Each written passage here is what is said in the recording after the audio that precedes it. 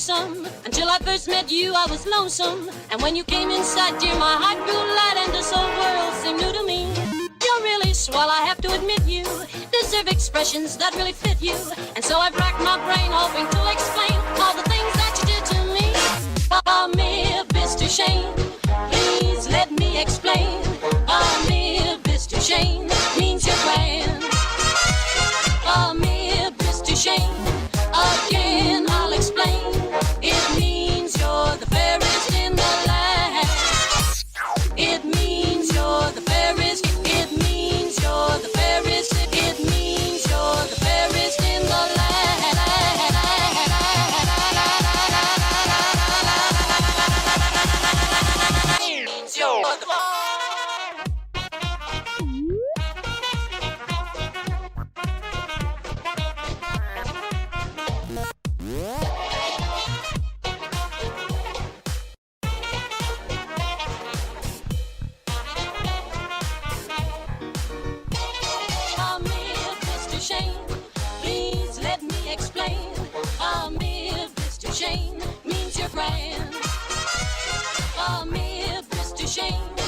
Again, I'll explain. It means you're the fairest in the land.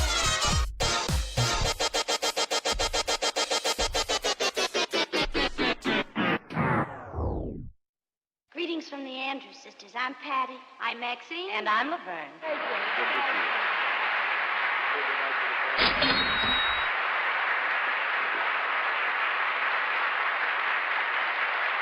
I could say Bella, Bella, even Sevender bar. Each language only helps me tell you how grand you are.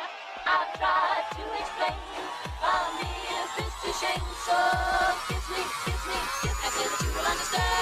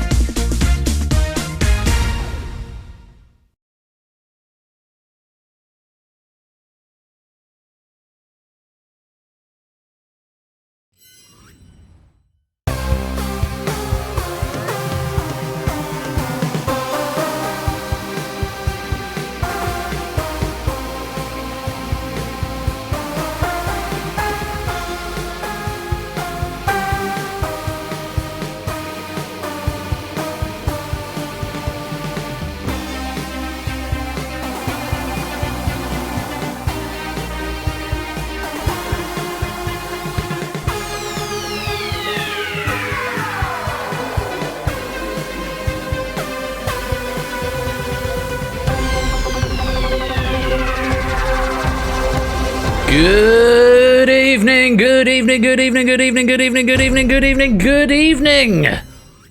And welcome to Game Night on its 5th birthday, the 11th of January 2025. Happy birthday, Game Night. We've been doing this for 5 years, gang. And here's a message from our sponsor, JL Plays Games.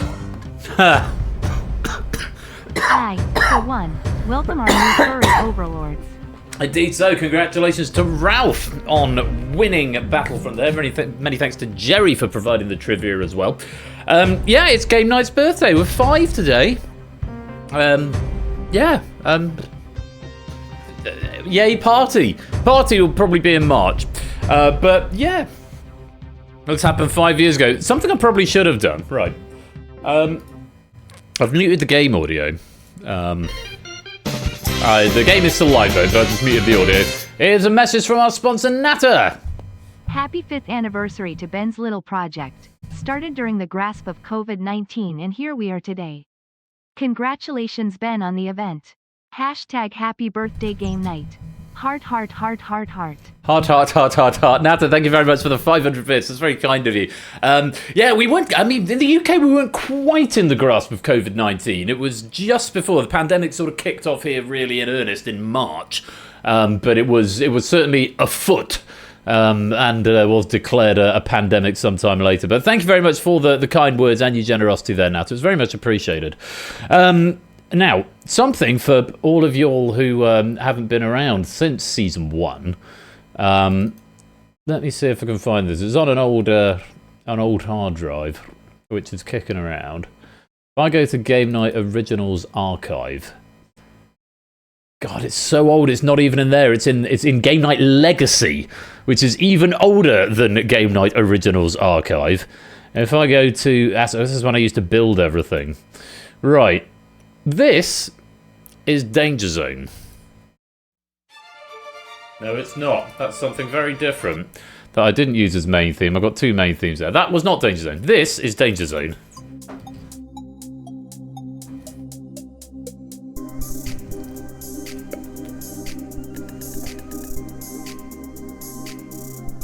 Anyone remember this? Yeah, it was well quiet, wasn't it?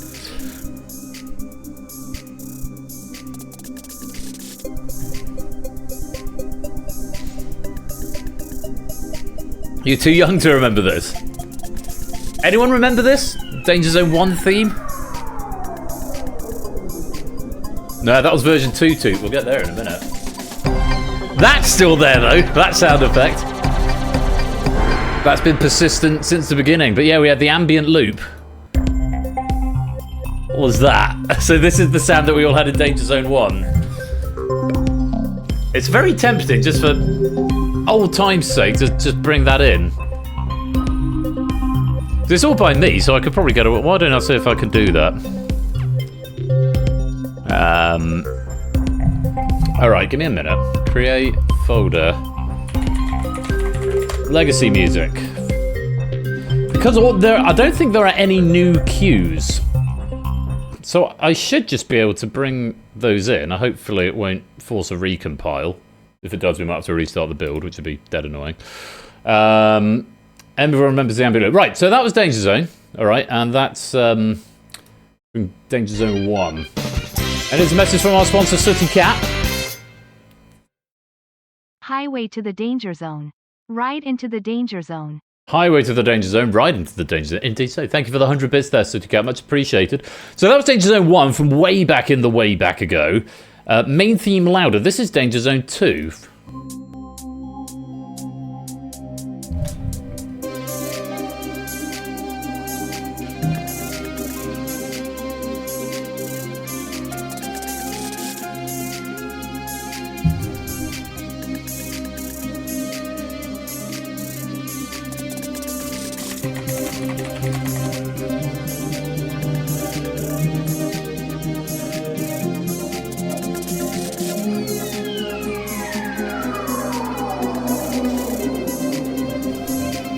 This is the Sega CD version.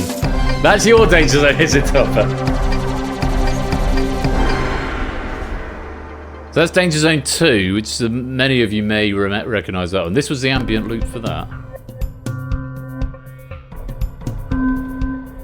But they're doing dubstep remix. Don't know about all that.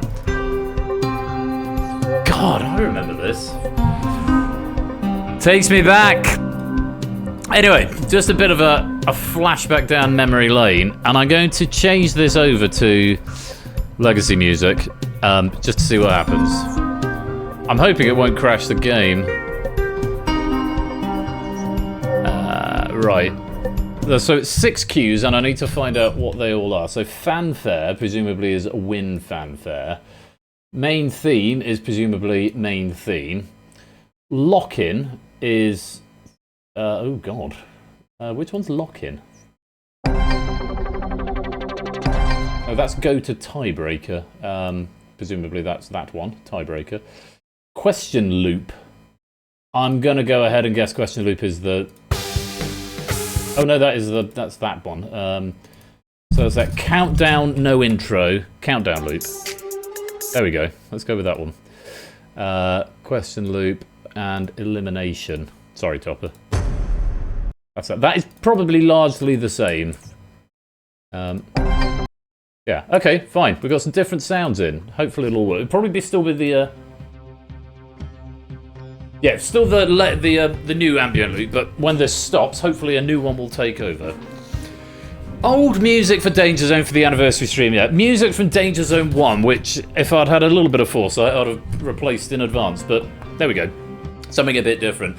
Good evening to JR and Stilgar and Lewis and Fetz and SJ and Topper and Shapes and Mark, Proves and Samster, Arun and Jogging, ABMe, Conor Adelac, Jerry, RBSP Streams, Lupine, Riasu, Fluffy Bunny, Sooty Cat, Neka Grandma, Clive Legend, BC, Tiggo, CJ, Noltog, Silent Marine, Natter, 2, Pyropygmy, #V, David Bodycam, and anyone else who is lurking, loitering, and lingering in the chat. It's lovely to have you all here to celebrate this little milestone, 5 years of game night. Right here, twitch.tv/royal_flush. It's been going for 5 years, and here's to the next 5. So, I did mention there'd be a couple of special things. So, legacy music is one, which I'm doing somewhat spontaneously. Other things I will say more about as the game goes on, but there's a couple of tiny little things just to showcase that it's a birthday stream. As I mentioned in the Discord earlier on, which, if you're not there, you can come and join there.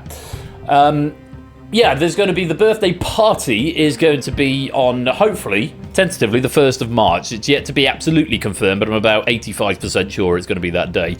So Saturday the 1st of March, we'll be doing a big charity stream again, as in celebration of Game Night's 5th birthday, albeit 2 months after the day. But no one has the actual party on the day of the birthday anymore, do they? Or do they? Rosen Hunter, welcome to the stream. Lovely to have you here. If you want to play Danger Zone, you've got a couple of minutes to come and join this lobby before I lock it up and we get on with the games. 28 of you in so far. This question pack comes to us courtesy of Quizzle. It does depend on the day of the week. Yeah, most people tend to have a party at the weekend, don't they? Quizzle83 has written this pack. It has been proofed by Lewis, who has said very good things about it. I have not looked at it, but I'm assured there is a subtle theme running through it, which you may be able to figure out relatively quickly. Right, 1 more minute to come and join the lobby, and then we'll get underway. Meanwhile, I am going to be celebrating the birthday party. But I've got some Prosecco, and I'm nibbling at these Cadbury's Heroes as well. An IRL party, presumably. What, for Game Night 5th? Oh no, that'll be an online one. It's not going to be a live. It's not going to be Game Night Live. That would be that's quite a lot to plan in 2 months. I should play. I've got the questions open though, Arun. I might play the Purge later on, but no, the problem is because there's quite a lot. As I look at it, there's a lot of extra information or trivia. So it would have, had I had a bit more foresight, I might have asked Ash or Topper to come and host, and I could have come and had a play, but that didn't occur to me. It's just been so busy. First week back at work, it's been unbelievably busy, and then today has been mad. So. Went did the park run this morning, 24:38 I think, so I was quite happy with that. So that was a 5k run, and then we did a 5-mile hike this afternoon. So yeah, I'm if I'm a bit wheezy, that'll be why. Here's a message from our sponsor, Stimson's Angle.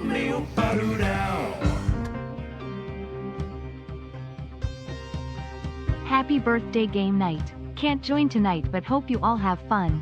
Thanks for all your time and effort, Ben. Thank you very much for the kind words, Simpsons Angle, and the 27-month subscription, and indeed, happy birthday to Game Night. Thank you very much for the support there. Top is still available. No, I'll leave it out. Maybe that's something that'll happen at the 5th birthday on the 1st of March. We'll have the party on the 1st of March. Anyway, I think that's long enough. It is gone 8:30, so we should lock this up and get on with our first game. Our first feature game of the night is DangerZone, as written by Quizzle. So 5 of you are going to be eliminated in this first round, 28 of you in play, and here's round 1. With Legacy music. I think that was Legacy. It sounded quite Legacy-ish. Is that one? Yeah. So for old time's sake, subtle theme alert. Round 1 is called Royal. There's 5 questions in this round. Basically, the faster you answer, the more points you get. So there's 28 players in the game. The first person to get the correct answer gets 28 points. The next one will get 27, next gets 26, and so on down the ranks. Multiplying, there's 2 helps that you've got. You can multiply, which will double the points for the question. Beware if you get it wrong, 0 is still 0. And nerfing will earn you 14 points flat rate. That's half the number of active players rounded down, or exactly half in this case. You can use either help once, but not both. The objective is to stay out of the danger zone at all times, but crucially, certainly at the end of question number 5. If you're in the danger zone at the end of question number 5, you will be eliminated from the game. So you have been warned. Answer correctly and make sure you're fast about it. Nando, welcome to the stream, my dude. Hope you're ready to play. Keep your fingers on your devices. And Kegler, just in the nick of time, making it in. We're still only going to lose 5 players this round, I think. I don't think the danger zone recalculates, but it might do. We'll find out. Good luck to you all. Let's play Danger Zone.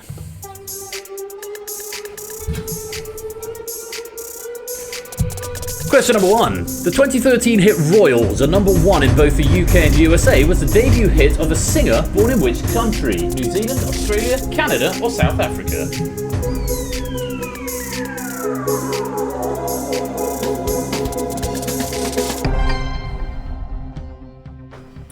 I remember in the original, there used to be a big gap between that one track ending and the next track beginning, but yeah, we've obviously nixed that out now.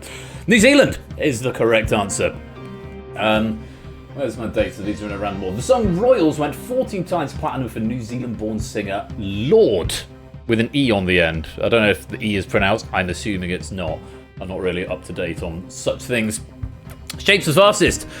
Colin Popshed was second. Zoid was third. Tiggo was fourth. And Mark was fifth. 4 of those, everyone other than Zoid, also multiplying on that question for double points. So that Shapes, Colin Popshed, Tiggo, Mark, Ralph, Nando, CJ, Natter, all multiplying on that question and all correct. Old Fart nerfed on that question for the flat rate of 14. Everyone else has still got a help available. Oh, excuse me. Let's reorder the board.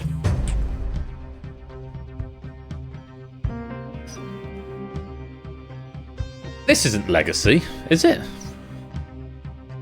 Is it? Is this Legacy?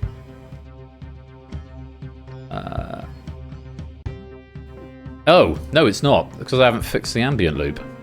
Right, hang on a minute. Audio manager, right. Right, now we'll get Legacy in a minute. Yes, Shapes has got the lead. Colin Popshed is in second. And Tiggo is in third down in the danger zone. Oh, it does readjust the size of the danger zone. And oh no, that's because we've got a tie. 1, 2, 3, 4, 5, 6, 7, 8 players all on 0. But still 4 questions to get out of there. Let's see what you can do with this next one. Here's question number 2. Is Quiz Live 4 Legacy or nah?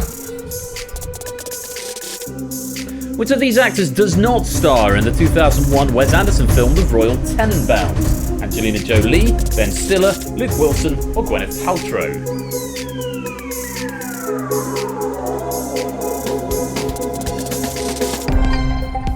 There we go. There's Legacy Ambience. Angelina Jolie is the correct answer. Ben Stiller plays Chad, Luke Wilson plays Richie, and Gwyneth Paltrow plays Margot Tenenbaum, children of Royal and Ethelene Tenenbaum, played by Gene Hackman and Angelica Houston, respectively. Not many getting that one right. Shapes was fastest, Opsy second, Bit of a Flaw was third, Tigger was fourth, and Fluffy Bunny was fifth. Just the one multiplier coming in there from Con Radlack, who also got the correct answer, so getting double points there. 44, very well done. Let's reorder the board.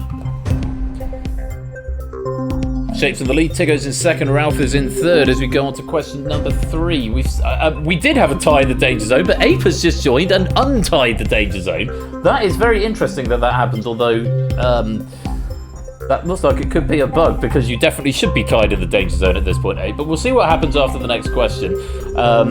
6 or possibly 7 players currently in the Danger Zone. Let's go on to question number 3, and welcome to the stream as well. Nice to have you, and not a cat welcome in as well. Yeah, that's a me thing. That's some potential exploit there. So hopefully no one abuses it. Let's go on. Question number 3. Take a look.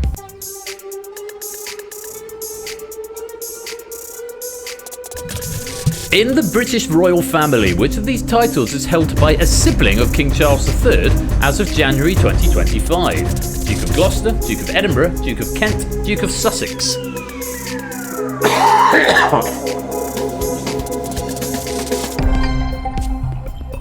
It is the Duke of Edinburgh. Prince Edward, the Duke of Edinburgh, is the youngest brother of King Charles III. The Duke of Sussex is Prince Harry. Charles's youngest child, Edward. Oh no, sorry, there's a full stop there. The Duke of Sussex is Prince Harry, Charles's youngest child. Full stop.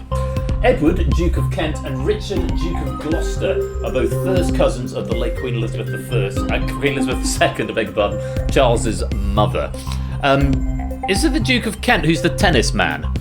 He was used to come out at the end of the tennis, and he looked like he was about to fall apart because he's 1,000 years old. I think that's the Duke of Kent. But now I think Kate Middleton does the tennis. But that's Andy Murray.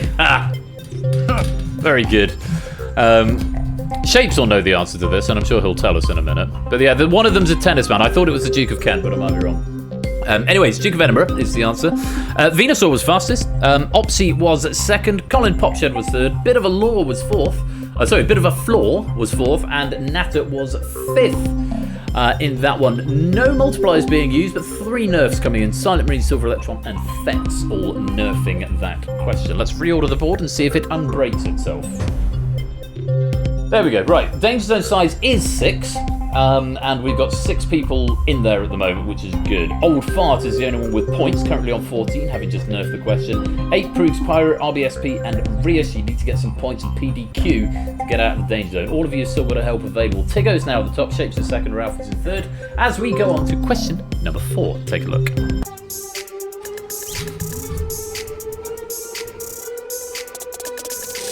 A Kia Royale cocktail consists of champagne and a liqueur of what flavour? Raspberry, strawberry, blackcurrant, or cherry?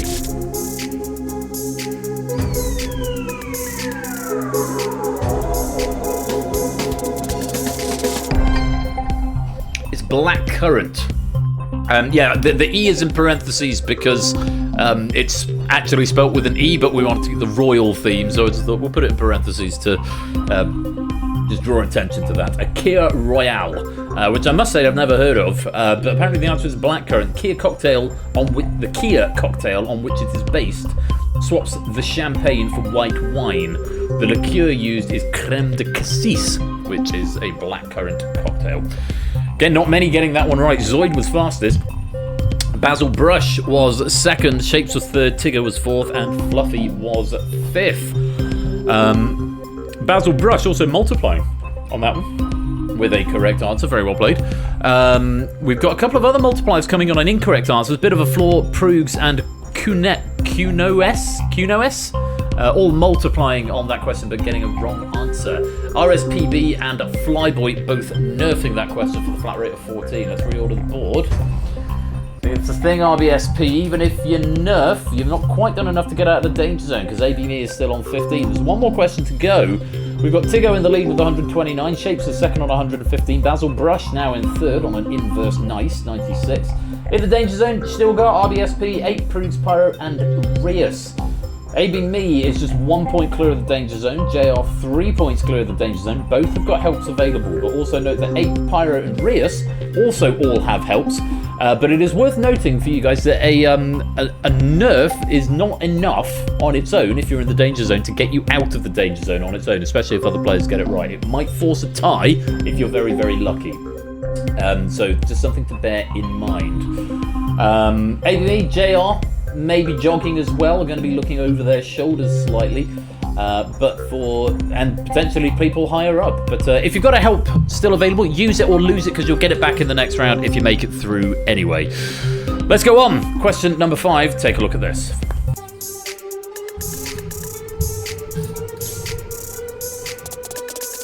In which US state do the Kansas City Royals play their home baseball games? Is it Missouri, Maryland, Minnesota, or Michigan?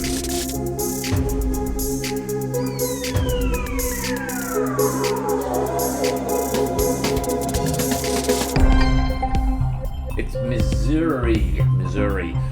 Kansas City is the most populous city in the US state of Missouri. Not to be confused with Kansas, the state. But yes, Kansas City, Missouri. The Royals play at the Kauffman Stadium, part of the Truman Sports Complex, along with Arrowhead Stadium, home to the Super Bowl champions, the Chiefs.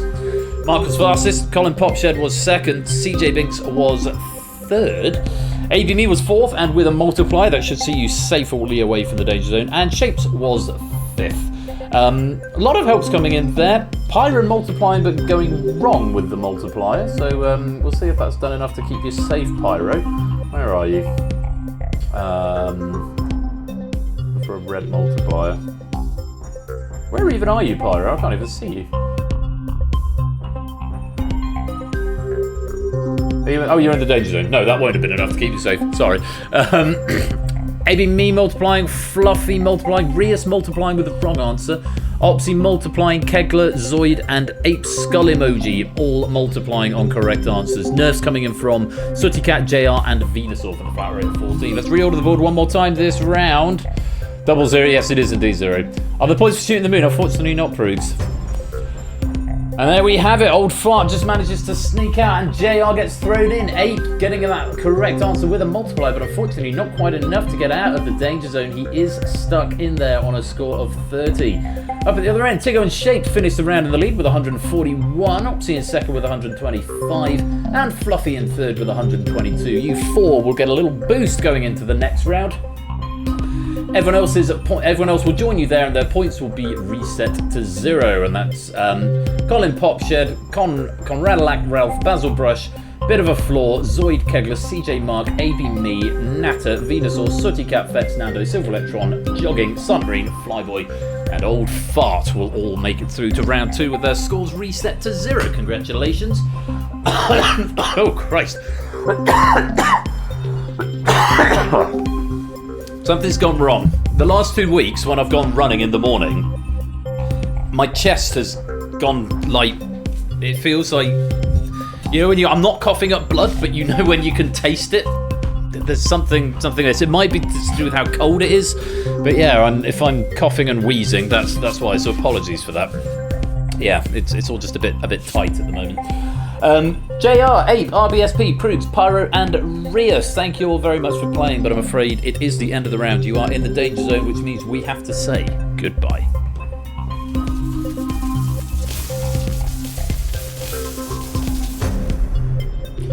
And there they go. We are down to 24 players in live play. Ape and JR leading at the Boneyard at the moment with a single question right each. Coughing, wheezing, Ekans, Arbok. Yeah, won't fit very much that. 24 remain. Helps have been restored. Tiggo and Shape starting on 12. Opsy on 8. Fluffy Bunny on 6. Everyone else reset to 0. G. Isens and Kegler, welcome to the stream, both of you all. Hope you're keeping well. Old Fart just manages to sneak out. I like that. Happy birthday game night. It's obviously a good one. Everyone remembers the ambient loop. All hail the original ambient loop. Now, we need to go on. We need to go on to our next round, which you may have guessed is Flush. We've had Royal, now it's time for a Flush. 5 questions once again. Multiplying is going to double your points for the question, and Nerfy's going to earn you a flat rate of 12 points, half the number of players left in play. It just occurred to me, this is actually a perfect 30 is a perfect number for Danger Zone because you lose 6 each round and you finish with exactly 6 in the final. No toilet humour, please. Half time of game 3. Doing all right. Half time of game 3 or 5. Okay. Okay. Yes, that's good to know, Jesus. Again, you can use either help once but not both, and use it or lose it, because if you make it through the round, you'll get it back in the next round anyway. Flush is the category, and let's see what you make of it. Good luck. Let's play Danger Zone.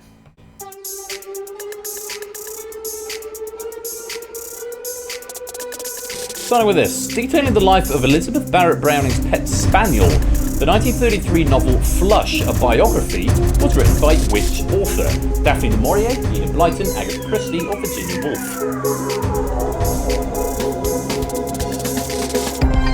It's one of those things you either know or you don't. It's Virginia Woolf. The story also included illustrations by Woolf's sister Vanessa Bell. I think I've seen it on a... This was a similar question to this, or a sort of inverse...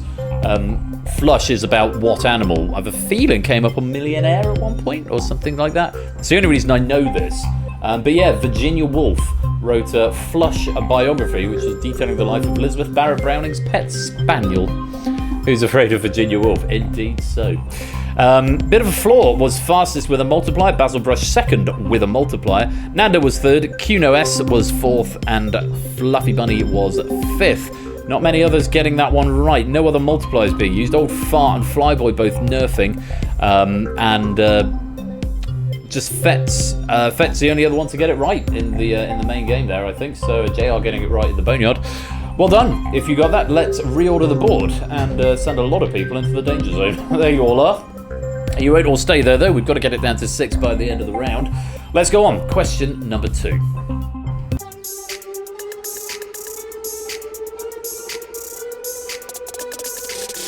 Which Grand Slam tennis tournament is held at Flushing Meadows? US Open, Wimbledon, Australian Open, French Open.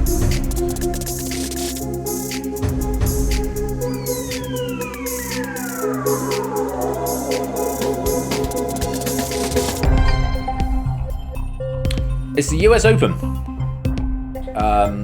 And the event takes place at the USTA Billie Jean King... who's just joined? Oh, it's Cola. Welcome to the game, Cola. Hope you're well.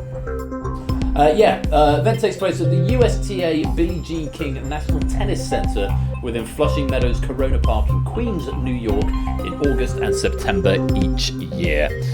You beat Shapes on a tennis court? Apparently so. Stranger things have happened.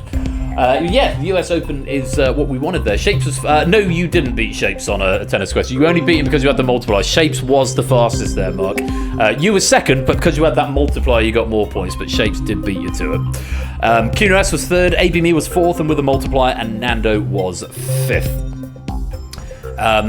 Other helps being used there. Lots of people getting it right. Opsy, Ralph, and Kegler, Sooty Cat, and Tiggo all multiplying and correct on that one. So, good stuff. Lots of points going out. Let's reorder the board. That's more like it. Silent Marine, Conrad Lax, CJ, Zoid, Silver Electron, and Venusaur. All currently in the Danger Zone, but all still with helps available. So, lots of opportunity to get out yet. Samson's leading the pack. Arun's in second. Mark is now in third. Though all three notably have already used their helps. Let's go on. Question number 3. Take a look.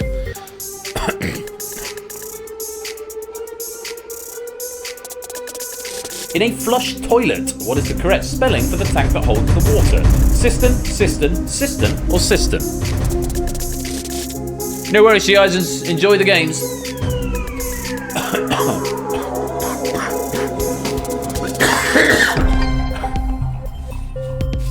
It's cistern. That one there, spelled with the C and an E. C-I-S-T-E-R-N. The word cistern is derived from the Latin word sister, meaning sister as in C-I-S-T-A, meaning box. So there we go. It's a box to hold water in, I suppose. Mark was fastest. Shapes was second. That time you did beat Mark. You did beat Shapes, Mark. But Shapes uses multiply that time, so Shapes getting more points than you there. Mark was first. Shapes was second. Bit of a Flaw was third. Zoid was fourth with a multiply, and Sooty Cat was fifth. CJ, QNS, and Nando and Silent Marine also all multiplying there and all getting it right. Well played. Let's reorder the board. Silent Marine, Flyboy, Silver Electron, Old Fart, Conrad Lack and Venusaur in the danger zone with 2 questions to go. Sam's got the lead, Shapes is in second, Jogging is in third. Not much of a gap though between Silent Marine and Natter, so just a single point separated. Natter though has still got that help available. Silver Electron, Conrad Lack and Venusaur also with the help available in the danger zone. 2 questions left this round. Let's take a look at the next one. Here it is.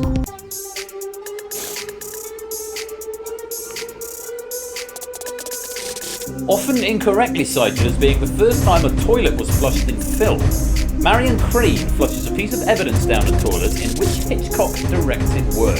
Vertigo, Psycho, The Birds, or Rear Window? Well done if you got that one. Psycho is the correct answer. The scene in Psycho occurs just before Marion decides to take a relaxing shower.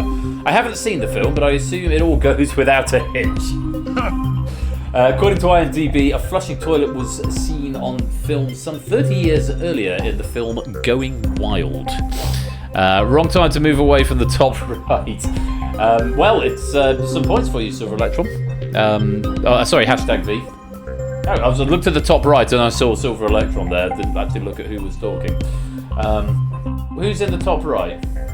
I don't understand. It's because I'm not firing on all cylinders tonight, evidently. Anyway, who was fastest? Oh, the answers. Oh, I see. I see. Yes, move the answers away from the top right. Yes, because Psycho is in the top right. Mark was fastest. A bit of a Flaw was second. Shapes third. Amy was fourth. And Colin Popshed was fifth. The only player there to multiply and getting it right at the same time. Fetz and Nat are both nerfing. I beg your pardon, Venusaur also multiplied, but unfortunately incorrectly. Natter and Fetz also choosing to nerf that question. Let's reorder the board, see what happens. Bear, it's alright, you lie down. There's a dog here. It's just been deposited in the office while he goes to the shop. Hello everyone. Is it a birthday? Stream Papa. Oh, so gorgeous, so gorgeous. Right, we're in the middle of a round there, so we'll you go and lie on your blankie. I'll show them off properly in a bit. Today, Spaniel was 3 questions ago. You're late. Sam's at the top, Shapes in second, Mark is in third. Down in the danger zone, Silver Electron, Silent Marine, Flyboy, Old Fart, Conrad Lack and Venusaur. Conrad Lack and Silver Electron have both got help still available, as has Fluffy Bunny in the middle of the pack, so make sure you use them or you will lose some decks. Out from under the desk. No, go away. Over there. No, under the desk. Just sit there and I will stroke your head. Not much between CJ Binks and Silver Electron, just a point separating them, so this question could carry a lot of weight. So let's see what happens as we go to question number 5.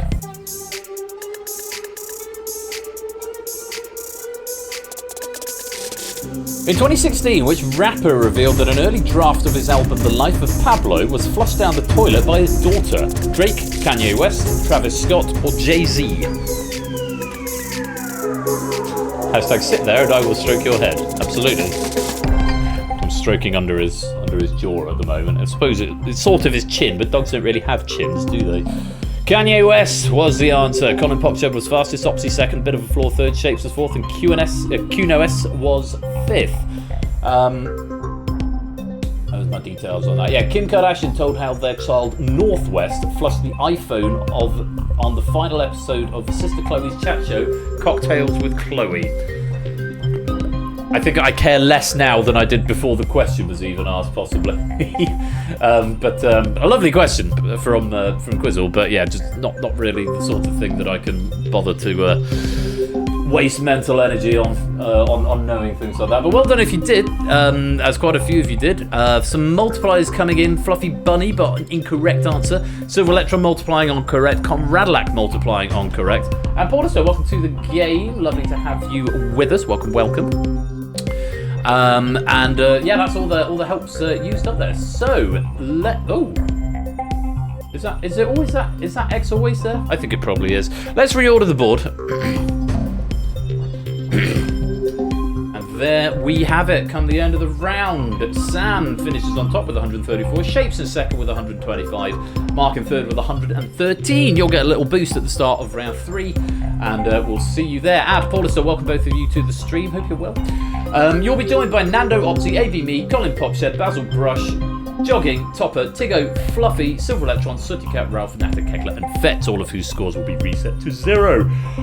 Unfortunately, though, CJ, Conradlax, Silent Marine, Flyboy, Old Fart, Venusaur, good hustle up to the end of round 2, but unfortunately, it is the end of the round. You are in the danger zone, which means we have to say goodbye.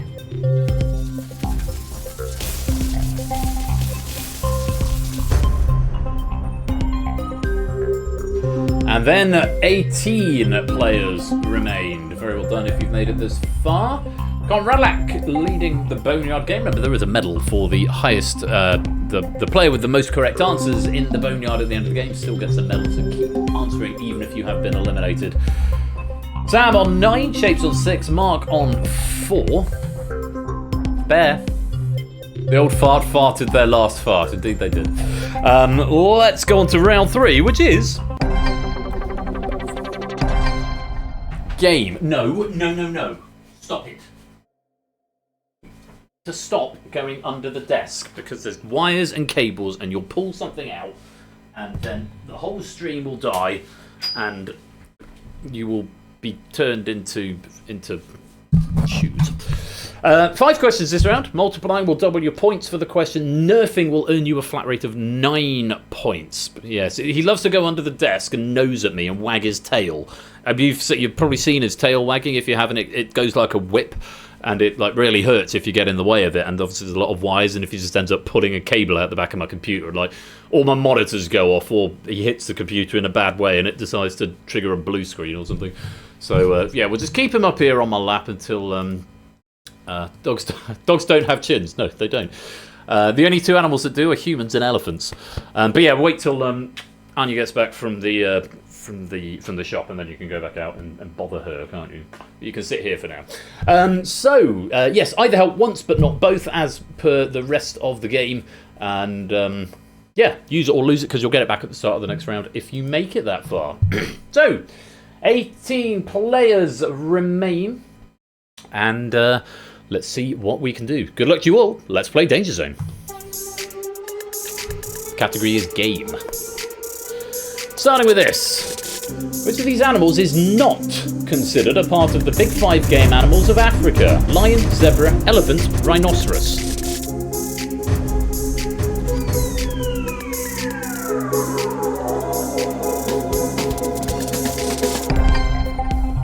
It's a zebra.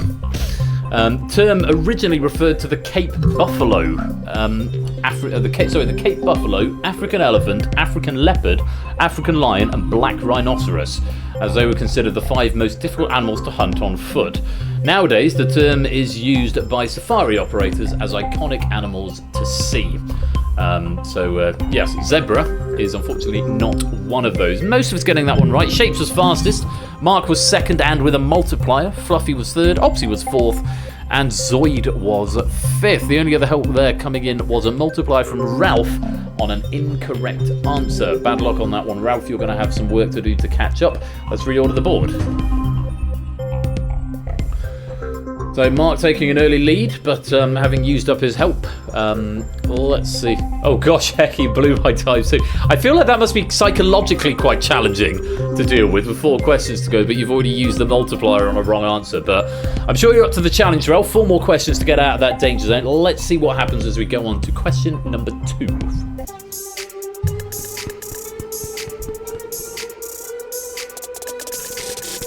In December 2024, which video game won the Game Award for Game of the Year? Black Myth Wukong, Astrobot, Balatro, Final Fantasy VII Rebirth.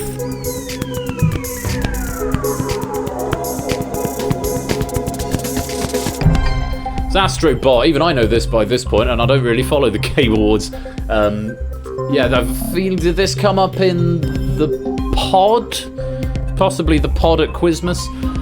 Yeah, Astrobot. All of these games were nominated for the award, but Astrobot took the win. It won 4 awards in total from 7 nominations, including Best Action Adventure Game and Best Family Game. Hearing a lot about it, and I saw Yahtzee was talking about it the other day on Fully Ramblomatic or Semi-Ramblomatic, so it might be something I have to go and check out at some point. Stop scratching the door. You stop. Yeah, who was fastest there? Nando was first, Ralph was second, Silver Electron third, Jogging was fourth, and Natter was fifth. Multipliers coming in from Opsy and AB Me on correct answers.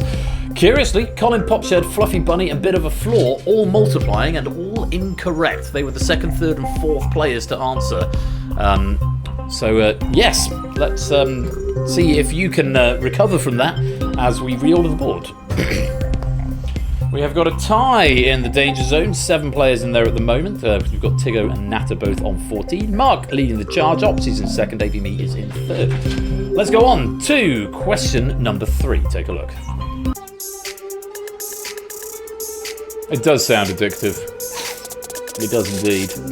Which of these games is played in both Season 1 and Season 2 of the Netflix series Squid Game? Is it Red Light, Green Light, Marbles, Glass Bridge, or Battleship?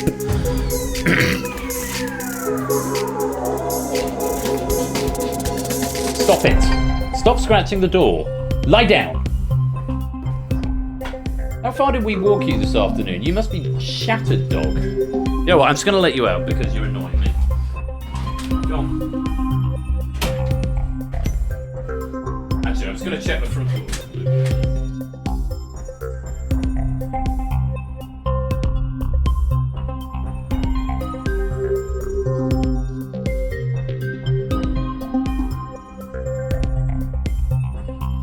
Scratching to get out of the room now.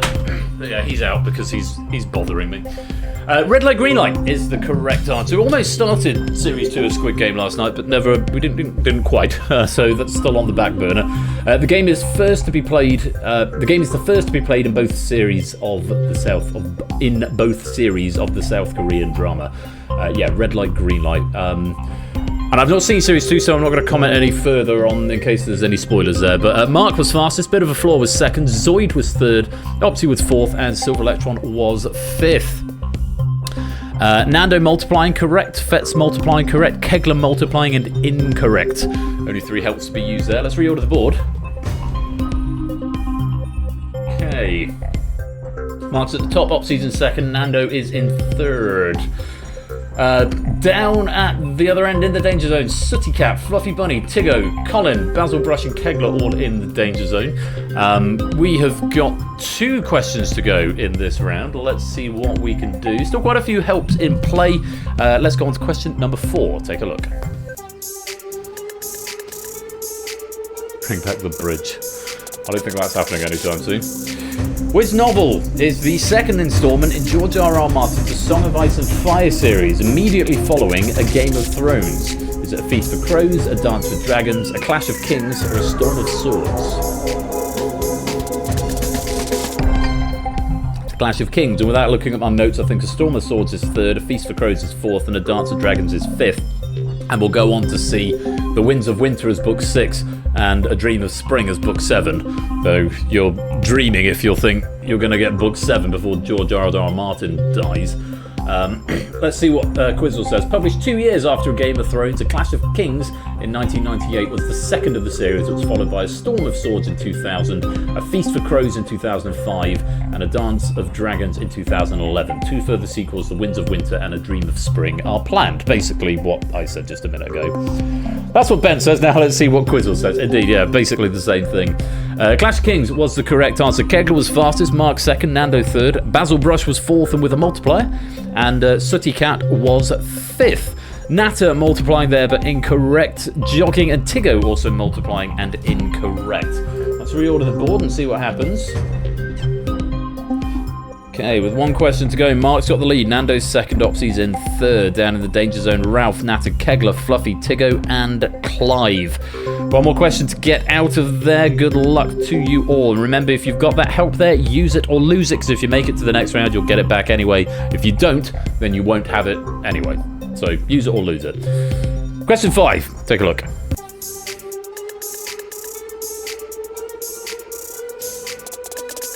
In 1970, which mathematician devised the game of life, where the state of each cell in an infinite grid is continually determined by the state of its neighbours? Is it Roger Heath Brown, Simon Donaldson, John Conway, or Andrew Wiles? John Conway. The game, and we have game in quotes here, is played on an infinite grid of cells which are either alive or dead. Each further generation of cells is determined by the status of its 8 neighbouring cells. I wonder if there's a YouTube video of that. It feels like something there'd be a YouTube video of. Let's see if I can find one. The Game of Life, John Conway.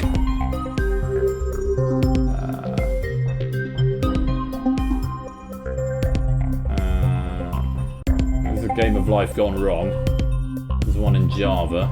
The Game of Life, John Conway, simulation. I don't want to watch a whole video on it, but let's just see what we can do with that. So, oh, okay, yeah, you colour some stuff in, and then you press go. Let's go to the most replayed bit. That seems like it'll be what happens.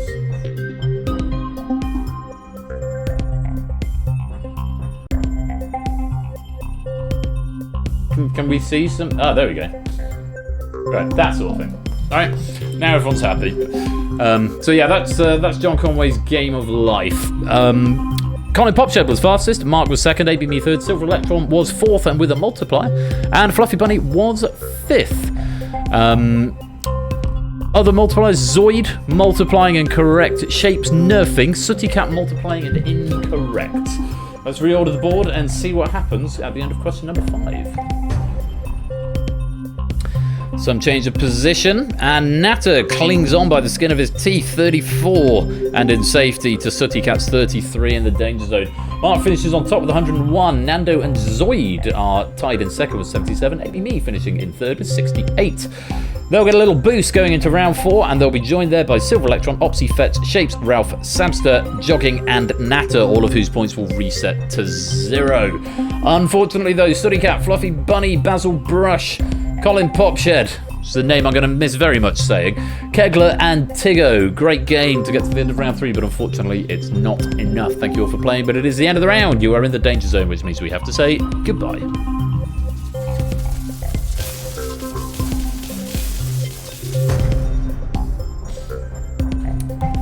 And there we go. There are 12. Half of you will get to the final, and half of you will not. Tiggo leading the Boneyard on 11 at the moment. Fresh helps have been provided. Mark's on 6, Nando and Zoid on 4, ABME is on 3. As we go to the final question, or the final round before the final round. It's night. We've had Royal and Flush and a game, and now night. 5 questions on the subject of night. Multiplying once again will double the points for the round. Nerfing will get you 6 points, and you can use either help once but not both. A reminder that at the end of this round, you won't get any boosts going into the next round, and you won't get your help back either. There are no helps in round 5. The category will be general knowledge. The category will not be general knowledge. The category will be general knowledge, but the category shouldn't be general knowledge. I'm going to have to manually change it because I don't know if it actually... We'll find out in a minute. Category might or might not be general knowledge. We'll see in a minute. Yeah.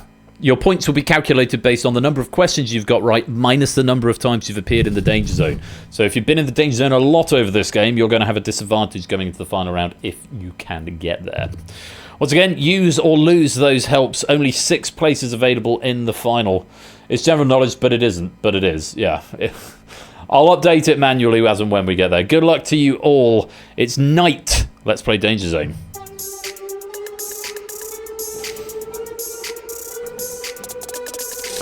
Which of these was the name given to the Purge TM of leaders of the Nazi Party by Adolf Hitler in 1934? Night of the Fat Forks, Night of the Large Ladles, Night of the Short Spoons, Night of the Long Knives. What a lovely question. Thanks for getting that one right. It's the Night of the Long Knives. Yeah, the name given to the purge of leaders of the Nazi Party by Adolf Hitler was the Night of the Long Knives. Over a period of 3 days, Adolf Hitler ordered a bloody purge of his own party, assassinating hundreds of people he believed could become his enemies in the future. And yes, and then of course, as we all know, Hitler ended up covered in petrol in a ditch on fire. So that's fun, because he was a mass murdering fuckhead, as many historians have noted. Thank you, Eddie Izzard, for that anecdote. Night of the Long Knives was the correct answer. A lot of helps coming in there. Shapes was fastest, Bit of a Flaw was second, Nando was third, Mark was fourth, and Zoid was fifth. Shapes, Bit of a Flaw, Nando and Mark all using their multipliers as well. And other multipliers coming in from Opsy, also multiplying on a correct answer there. Let's reorder the board. Bit of a tie at the top. AB Me and Opsy both on 10. AB Me with a slight advantage there because their help is available. Though we've also got Fetz, Jogging, Silver Electron, Ralph, and Natter all in the danger zone, but all with helps available. Three-way tie at the top. Nando, Mark, and Shapes all on 24. Hashtag birthday cake or death. Like it. Yes, welcome to British Airways. Cake or death. Like it. Right, on we go. Question number 2. Take a look.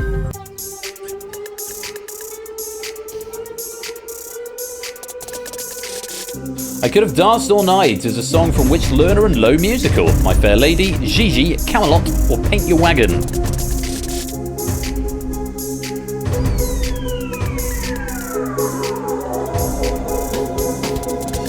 Surely this is My Fair Lady. Yes, it is indeed, My Fair Lady. Musical is an adaptation of Judge Bernard Shaw's play Pygmalion, and other iconic songs include Wouldn't It Be Lovely, The Rain in Spain, On the Street Where You Live, and Get Me to the Church on Time. Of which I know pretty much. I must have seen My Fair Lady because I recognise all of those. Mark was fastest, Fett second, Zoid was third, Natter was fourth, and with a multiplier, Silver Electron was fifth. Natter's multiplier, the only help coming in on that question. Let's reorder the board. Natter goes from last in the danger zone to last in safety, but it's safety all the same. We've got a standard danger zone size. Natter 1 point ahead of Fetz, currently on 17, though 5 of the players in the danger zone have still got their helps available. Mark's at the top, Nando and Shapes in second, Topper in third with the help available. On we go. Question number 3. Take a look.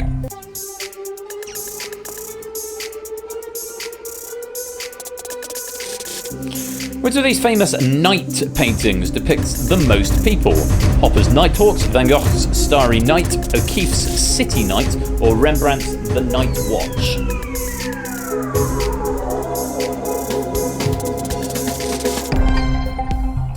It's The Night Watch by Rembrandt. Neither Starry Night nor City Night contain any human figures. Nighthawks depicts 4 people in a late night diner. Rembrandt's The Night Watch depicts 34 characters. For those of you who don't know what it looks like, it looks like this. It's that very famous one. Lots of people in it. Nighthawks by Hopper is that one, which you must be familiar with. And then Starry Night by Van Gogh, looks like that. And the only one actually I don't know there is O'Keeffe's City Nights. O'Keeffe's City Nights. Okay, hopefully Google will figure out what I'm... Oh! I'm not remotely familiar with that one. So there we go. Every day's a school day, right? But yes, it is Rembrandt's The Night Watch. Shapes was fastest, Nando second, Mark third, Silver Electron fourth, and Ralph was fifth. No helps at all being used there, so let's reorder the board. Natter back into the danger zone, Silver Electron out of it. Mark at the top, Shapes in second, Nando in third. Zoid and Silver Electron currently in safety, both with helps available. 2 questions to go. 6 people in the danger zone. They've all still got help, so this is not over yet. Let's take a look at the next question.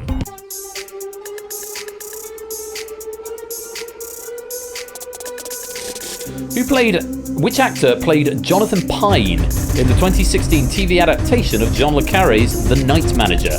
Tom Hollander, Tom Hardy, Tom Holland, or Tom Hiddleston?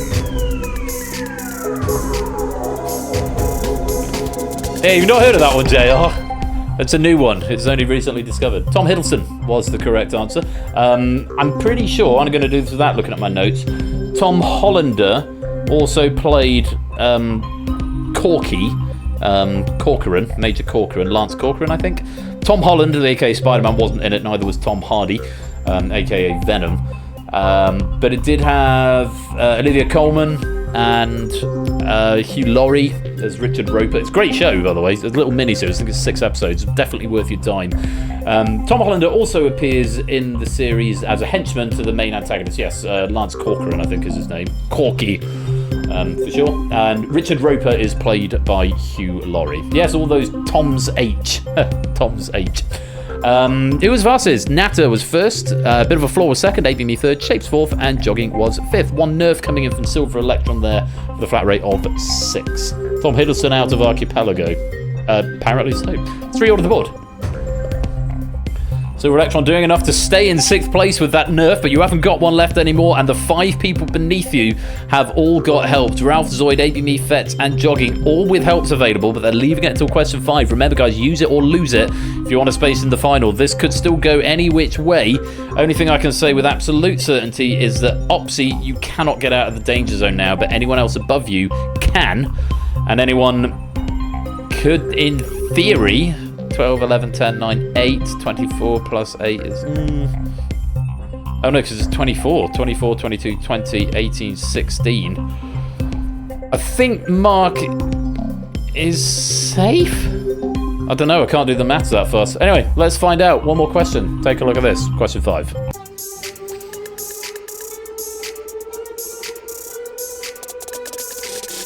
Animals that are active during the night are known as nocturnal. What corresponding term is used for animals that are active during the day? Hibernal, vernal, supernal, or diurnal?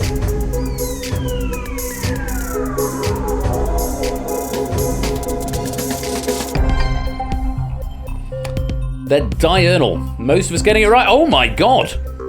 4 players using multipliers on that last question, and 4 of them getting it wrong, but Ralph finding the right answer. Could this spell trouble for Silver Electron? Because Ralph may have done enough to overtake them. We know that Opsy can't get out, but it could be trouble for Silver Electron, or they may be okay and Ralph maybe hasn't done enough. We'll find out in just a minute. The answer is diurnal.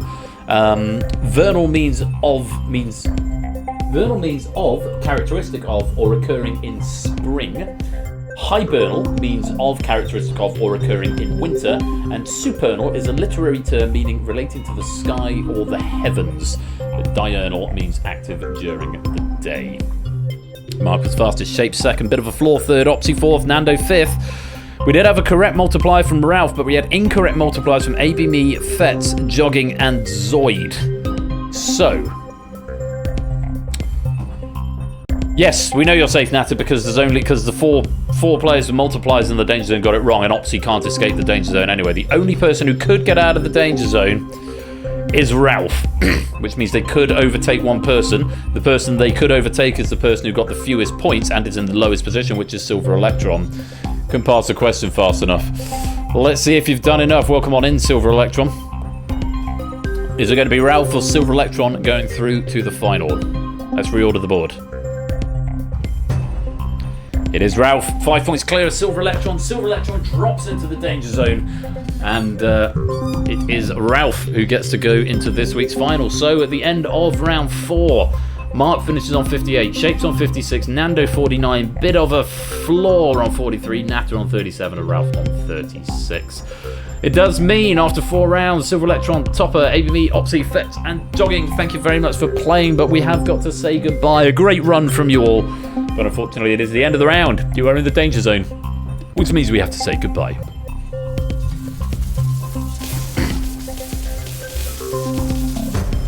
There they go. Tiggo still leading the Boneyard with 14 points, but here we have our 6 finalists. Natter starting on 6, Ralph on 8, bit of a flaw on 13, Shapes and Mark both starting on 14. Nando started with advantage though on 16 points. This could be anyone's game. A reminder that these scores have been calculated by number of questions correct minus number of times appearing in the danger zone. Let's go to round 5. Did export correctly, lovely. The final round is 5 years. Normally it's general knowledge, but it turns out that I did add the thing for the tool in for 5 years. General knowledge, 5 years. 5 questions this round. Multipliers and nerfs are inactive Live players start with a score equal to their total correct answers minus their total danger zone appearances. Gold, silver and bronze up for grabs in this round. And remember, this is the one game where we cannot have a tied gold medal. If we have a tied gold medal at the end of it, we will go to a 5th set tiebreaker. Doesn't happen very often, but it can happen. Silvers and bronzes can be shared, as can the boneyard, but not the gold. And the category is 5 years. Sorry, I'm going to eat a chocolate. Who's it going to be for this 5th birthday special of Danger Zone? Who is going to emerge victorious? Let's take a little look at these guys' past history. Nata has got 1 Danger Zone gold and no other medals in Danger Zone. Ralph has got 3 gold, 3 silver, 3 bronze and 5 lobbies. Sam has got 10 gold, 4 silver and 8 bronze. Still no lobby medals, Sam. I think it's because you're very often in the final, I suppose. I don't know if it's because you stopped playing after you're eliminated, maybe. Might be a thought. But you need a lobby medal, Sam. You can't get one today. Shapes, 5 gold, 4 silver, 4 bronze and 4 lobby. That's a good even spread there for Shapes. Mark has got 6 gold, 8 silver, 4 bronze and 2 lobby. And Fluid Fernando, 1 bronze and 3 silver. Nando is the only one of these 6 players who has not golded in Danger Zone. The only one of the 6 not to have golded in Danger Zone. Very, very interesting. Everyone else has got a gold. Nat has only got a gold. And a few of them haven't got a lobby, but Ralph, Sam, Shapes and Mark have all had gold, silver and bronze. Nando's had silver and bronze. Nata has had gold. Let's see if there'll be any new statistics tonight. Ben, we forbid you to use gold as a verb ever again. What? Golded? You can use gold as a verb. Have you golded?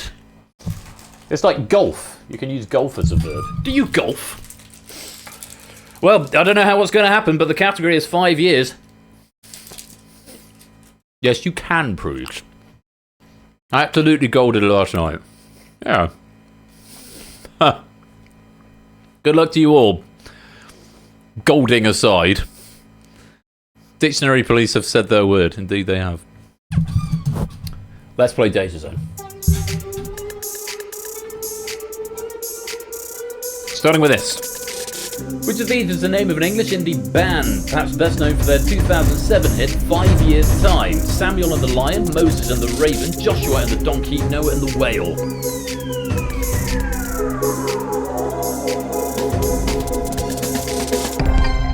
Moses and the Raven. No, it's not the right answer. I was going to say something interesting about that, and then it's gone from my mind. Noah and the Whale is, of course, the right answer.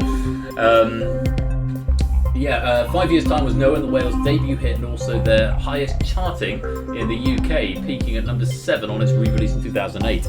Laura Marling was an original member of the group, but left before they released their first album. So Noah wasn't really... he didn't really have a thing for whale. I mean, he collected animals, 2 by 2 or 7 by 7, depending which part of the Bible you're reading. But it was Jonah and the Whale was the Bible story. Moses and the Raven. The only thing I know about that is that Moses was the tame raven in Animal Farm. It's the only thing I know anything about in this one is Animal Farm by George Orwell. Joshua and the Donkey, Samuel and the Lion. I feel like that's a thing. Did Samuel fight a lion? Possibly. I don't know. Anyway, it's Noah and the Whale, either way. Sam was fastest, Shape second, Nata third, Ralph fourth, Nando fifth, Mark incorrect. Let's reorder the board.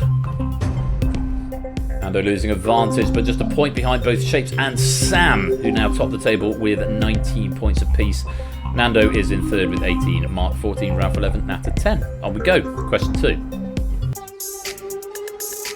The Lion and Albert. That would work. Oh yeah, Daniel is the Lion's Dome, that's the one. Which of these heads of state is elected for a 5-year term? President of Russia, President of USA, President of Italy, or President of China?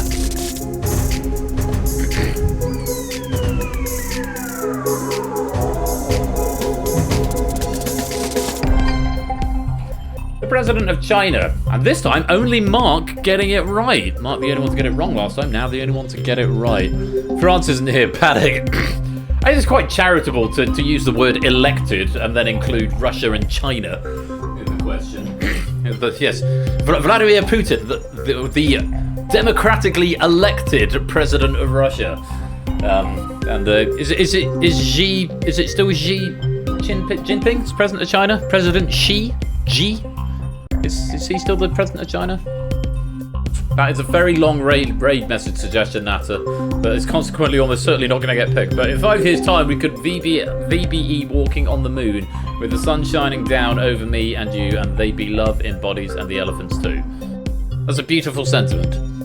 I thought it was still President Xi, but I might be wrong. Xi Jinping. It's President of China. Anyway, what have I got in my notes? It might actually tell me in my notes, actually, if I bother to look at them. Which of these heads of state is elected for a 5-year term? The US president serves a 4-year term, the Russian president is elected for a 6-year term, and the term of office for an Italian president is 7 years. Oh, I didn't know that. Oh, okay. Didn't know that, Natter. Good to know. Let's reorder the board. Mark taking the top spot back, 2019, 1918. Bit of a runaway now. There's an entire questions gap plus a bit more between 4th and 5th. Ralph and Nat are looking to be a little bit left behind, but there's still 3 questions to go. Let's go on to question number 3.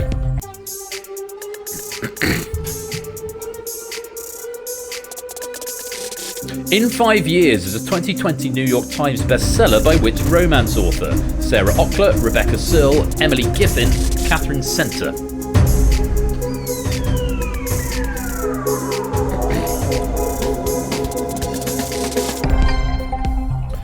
Rebecca Searle is the right answer.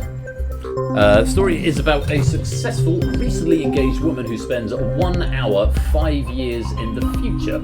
A very different life to the one she is currently living. She writes it off as a very vivid dream until 4.5 years later she meets the man from that vision. That sounds really interesting. Rebecca Searle, I might have to check that one out. It's a very interesting concept. Nata was there first, Mark was second, Samster was third. Everyone else getting it wrong. Let's reorder the board, see what that does to the scores. Nata is joining the cluster of players at the top, but another 2 of them have started to pull away even further. Mark now has the lead. Sam is in second. Shapes is in third, and a full question behind Mark, who is leading. With 2 to go, it's starting to look a little bit two-sided. Mark and Sam very much with the advantage here, but let's see what question number 4 brings. Take a look at this.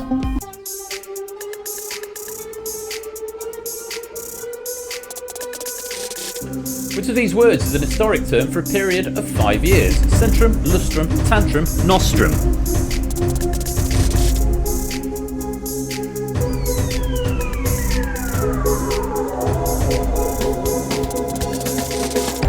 It's a lustrum. Mark fastest, Natta second, Ralph was third. The word originally referred to the ceremonial purification of the entire ancient Roman population after the census every 5 years. A nostrum is a medicine whose effectiveness is unproven. The centrum is the main part of each vertebra in the human spine, and a tantrum is a fit of bad temper. I love how tantrum has just snuck in there under the radar. It's a very nice question. The lustrum is a period of 5 years. That could be it for Mark. Let's reorder the board. It is indeed. He is now unassailable, and Mark is going to be our DangerZone champion. But there's still the battle on for the silver and bronze medals. Samster with 23, Natta with 21, Shapes with 19, Nando with 18, and Ralph with 15. One final question on this birthday pack. Let's take a look at it.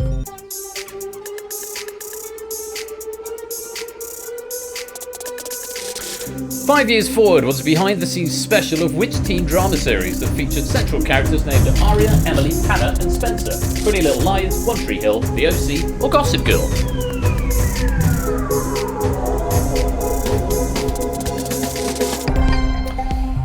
Pretty Little Liars was the answer. The show aired during the mid-season break of Series 6 and looked back on the previous 5 seasons with the clips and interviews from the cast.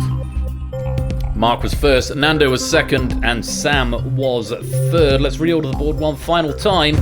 See what that does to the final scores. So, at the end of all of that, Tiggo wins the Boneyard game with a score of 17 questions out of 25. Ralph finishes on 15, Shapes on 19, Natter just missing out on a medal on 21. The bronze medal goes to Nando with a score of 23. The silver medal goes to Sam with a score of 27. But our gold medalist and champion of Danger Zone tonight with a massive score of 37. Your champion is Mark.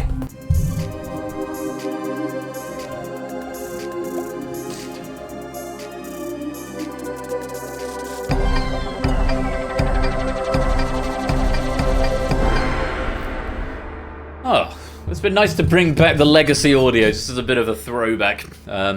Mark golded in Danger Zone. He did indeed. Mark did golded in Danger Zone.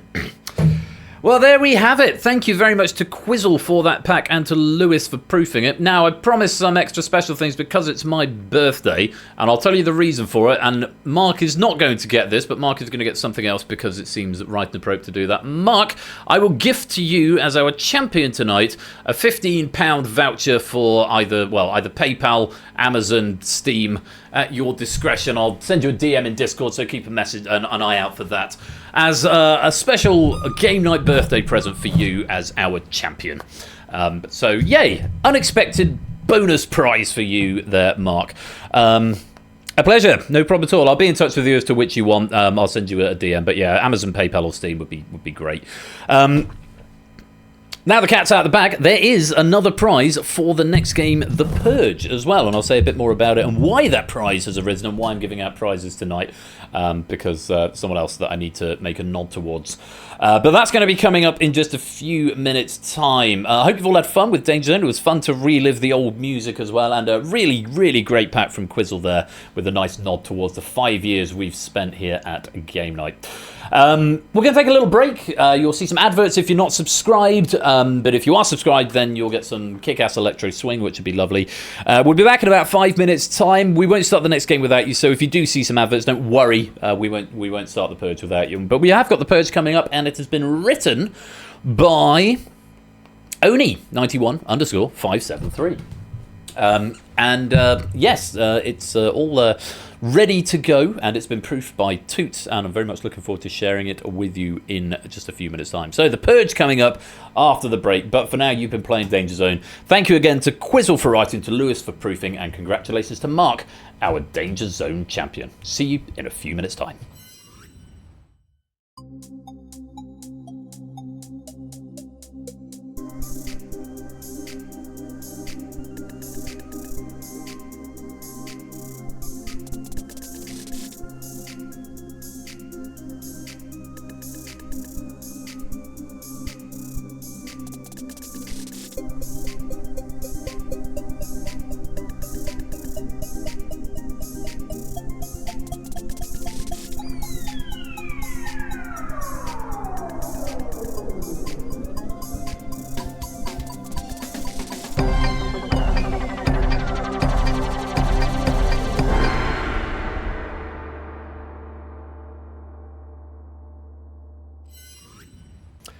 And if you've not heard that original Danger Zone music before, there you go. Special treat for the 5th birthday of Game Night. Normal service will, of course, resume from the next time we play. I'm just going to make sure that it has actually set it all back to what it should be on. Yes, indeed it has. Hurrah and huzzah. So we're going to take a little break. Adverts coming up. There'll be some bonus pennies available, so keep your eye on the chat for that. And enjoy the electro swing if you're subscribed. Coming up in a few minutes' time, we've got The Purge, as written by Oni. It's going to be really good fun, so you'd be mad to miss it. Don't touch that dial. We'll be right back.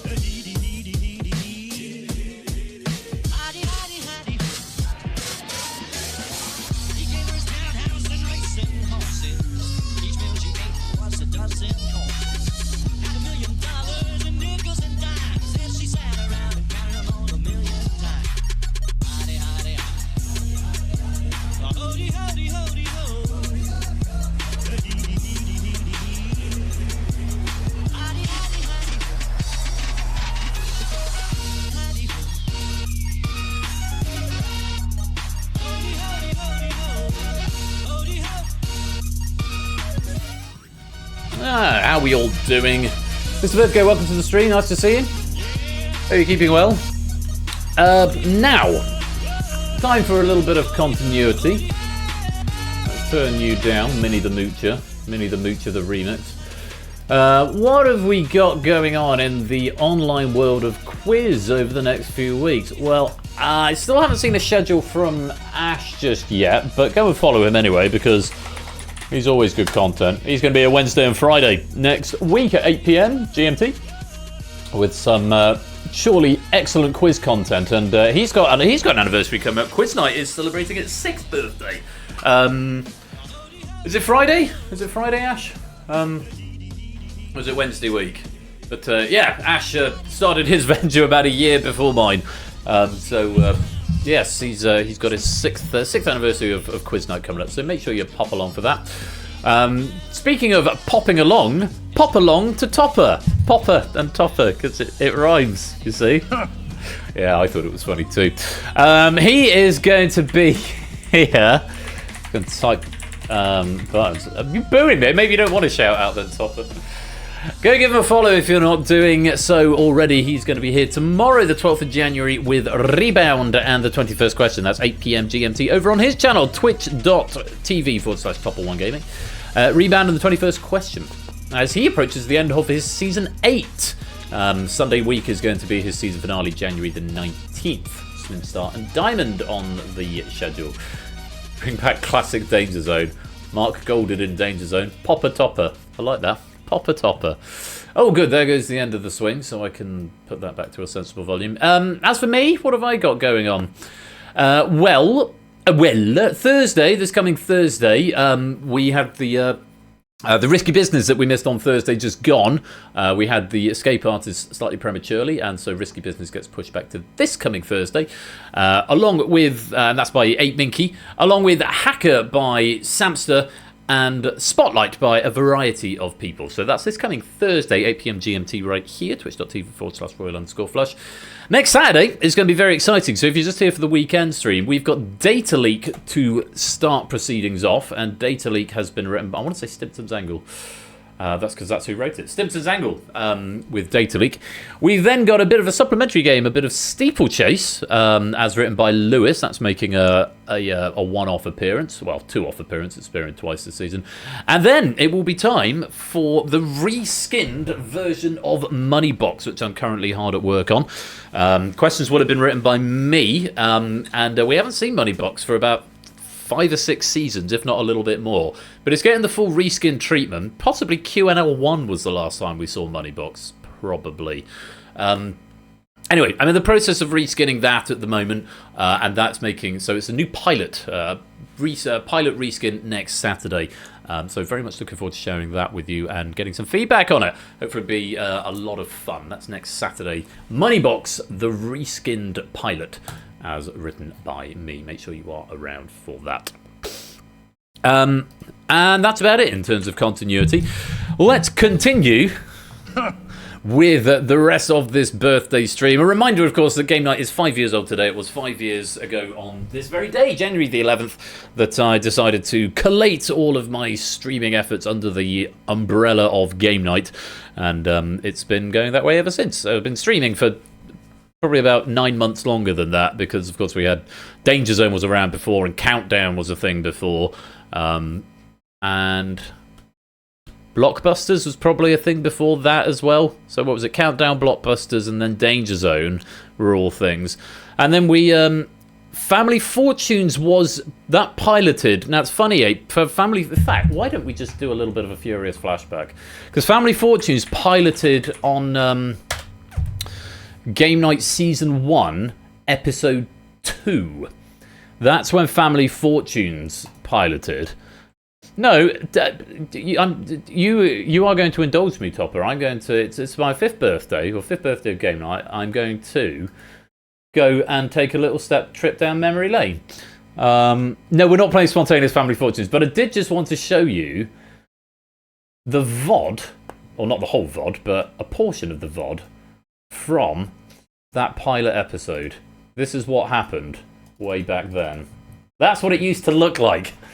Oh, you can't see it. Hang on, let's go to that. Hang on. This is what it used to look like. That was what the title screen used to be. Pause. Yeah, Saturday the 11th of January, 2000. Known as this time on Royal Flush's Castle. Will the Throwback Thursday return someday? For contractual reasons, well, it certainly won't be any formats that were actually TV formats. Welcome to the stream, though, TVPA Poshka. Hope you're keeping well. Yeah, so that was what the opening screen, brand new super secret Twitch interactive game show. It was just like so unprofessional, but that's what it looked like. Yeah, this was the game we played. This little border anime, so remember that took me like 2 days. So that'd take me about 5 seconds to do that now. And I had the worst microphone in the world. This was a banger. Yeah, this was Dog Eat Dog. There it is. Look at the quality of that logo. Dog Eat Dog. And that was my first studio. How awful was that? It's all just a bit blocky, wasn't it? So yeah, that was. That's when Paul Ferrell was good. Look at all those lovely textures. Yeah, and the microphone and the lack of hair as well. I have to say, I think I'm much better looking now than I was back then. But yeah, I'm aging well. I'm still rock on my chair a lot though. Never did explain what was built with dirty marshmallows because I wasn't very good at Unity, basically, Clive. See this? It won't happen, Natter. It's definitely not going to happen because of legal reasons. Yeah. So yeah, there's that was episode 1 of season 1. While we're here, because since Ape mentioned it, season 1, episode 2 was Where Family Fortunes. Now this I was really pleased with because this I knocked together in about a week. But yeah, apparently I've watched that already. Family Fortunes. We did that as well, which also won't be back. The glasses improved the look of that. I don't know why I wasn't wearing glasses because I still needed them back then. Maybe I was wearing contact lenses. Ah, Natty, yes, you subbed. Natty's subbing back in season 1, episode 2. Showing this footage now requires a human sacrifice from chat to prevent legal. It does indeed. Was that the first sub, was it, Natter? 5 years ago. Blimey. Twitch, yes. Family Fortunes at Twitch. I just obviously gotten excited with the canvas. And then, yeah, the studio actually didn't look dreadful, I don't think. Let's have a look at it. There was the board. And so I didn't think it looked too bad. Way back then. Yeah, I used to use Meowth as my subscription thing because it was one of the Twitch standard ones. I don't think that room is still open anymore, Aaron. Fairly sure it's not. But yeah, so the fact that I've got 2 archives for Game Night stuff, Game Night Archive and Game Night Legacy. So the Game Night Originals archive is stuff that has been reskinned. Game Night Legacy is stuff that's way old, which is where Family Fortunes probably is. This does not work with the Universal Controller. No, it does not. The word bubbles, yeah. Anyway, those were the days. So, there we go. Yeah, just a little furious flashback there. 5 years, you need to revisit the stream so we can get a Drosto effect going. I think that that will definitely be on the cards, Dave. You have to remind me the day before that I was going to do that, won't you? Good man. But yeah, so just having shown you that, I know probably most of you, it's probably safe to say most of you probably weren't around for season 1, episode 1, 5 years ago. Probably a couple of you were, a couple of you definitely were, but most of you probably weren't. So I think it's kind of nice just to have a look back and see where we were, where we started 5 years ago. Certainly from my point of view, where my Unity skills started and my programming skills compared to where they are now. It feels like a world away. So can I just take this opportunity to thank you all for coming on this amazing journey with me over the last 5 years. It's been a journey of self-discovery and learning new things and always looking to better oneself, both from a host point of view, a format development point of view, and a programming point of view, and just a general human being point of view. And it's been a remarkably fun journey, and it's led to... it's gone through some ups and downs and some twists and turns, that's for sure, but I've made a whole bunch of new friends, and it's also led to, the best job I've ever had. Ultimately, doing this is what led to me having my day job. So, that's that's a positive thing. So it's really, really nice to look back and see where we've been. And thank you all for coming on this journey with me, and long may it continue. That's just the sort of sentimental bit, so that when we have the party at the beginning of March, that's going to be focused on the party rather than me being sentimental, because that'll be 5 years and 2 months by that point. But it will be the 5-year party on the 1st of March. You're partly responsible for it, and to be fair, I am partly responsible for you getting a job too. So it is entirely, well, it's not entirely my fault, but partly my fault. But I will certainly take the credit. But look, thank you all for coming on this journey with me, and long may it continue. That's enough of that sentimental BS. I think it's time we did some more quiz. Long time ago in a Twitch far, far away. Let's get on with the quiz as we go to our second feature game tonight. It is the Purge. It has been written by Only91_573 and proofed by Toot. You'll need the universal controller, so make sure you've got it at the ready if you'd like to play. And yeah, I'll see you on the other side of the titles.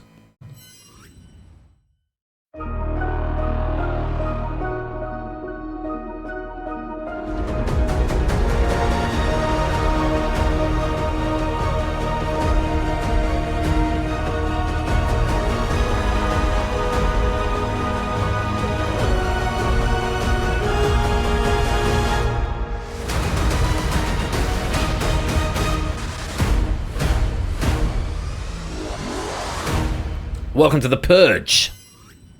And the second part of this evening's game night, ZWZS, is the room code you need if you want to come and play. This pack has been written by Oni and is been proofed by Toot, both of whom will be absent from the game, but maybe lurking in chat.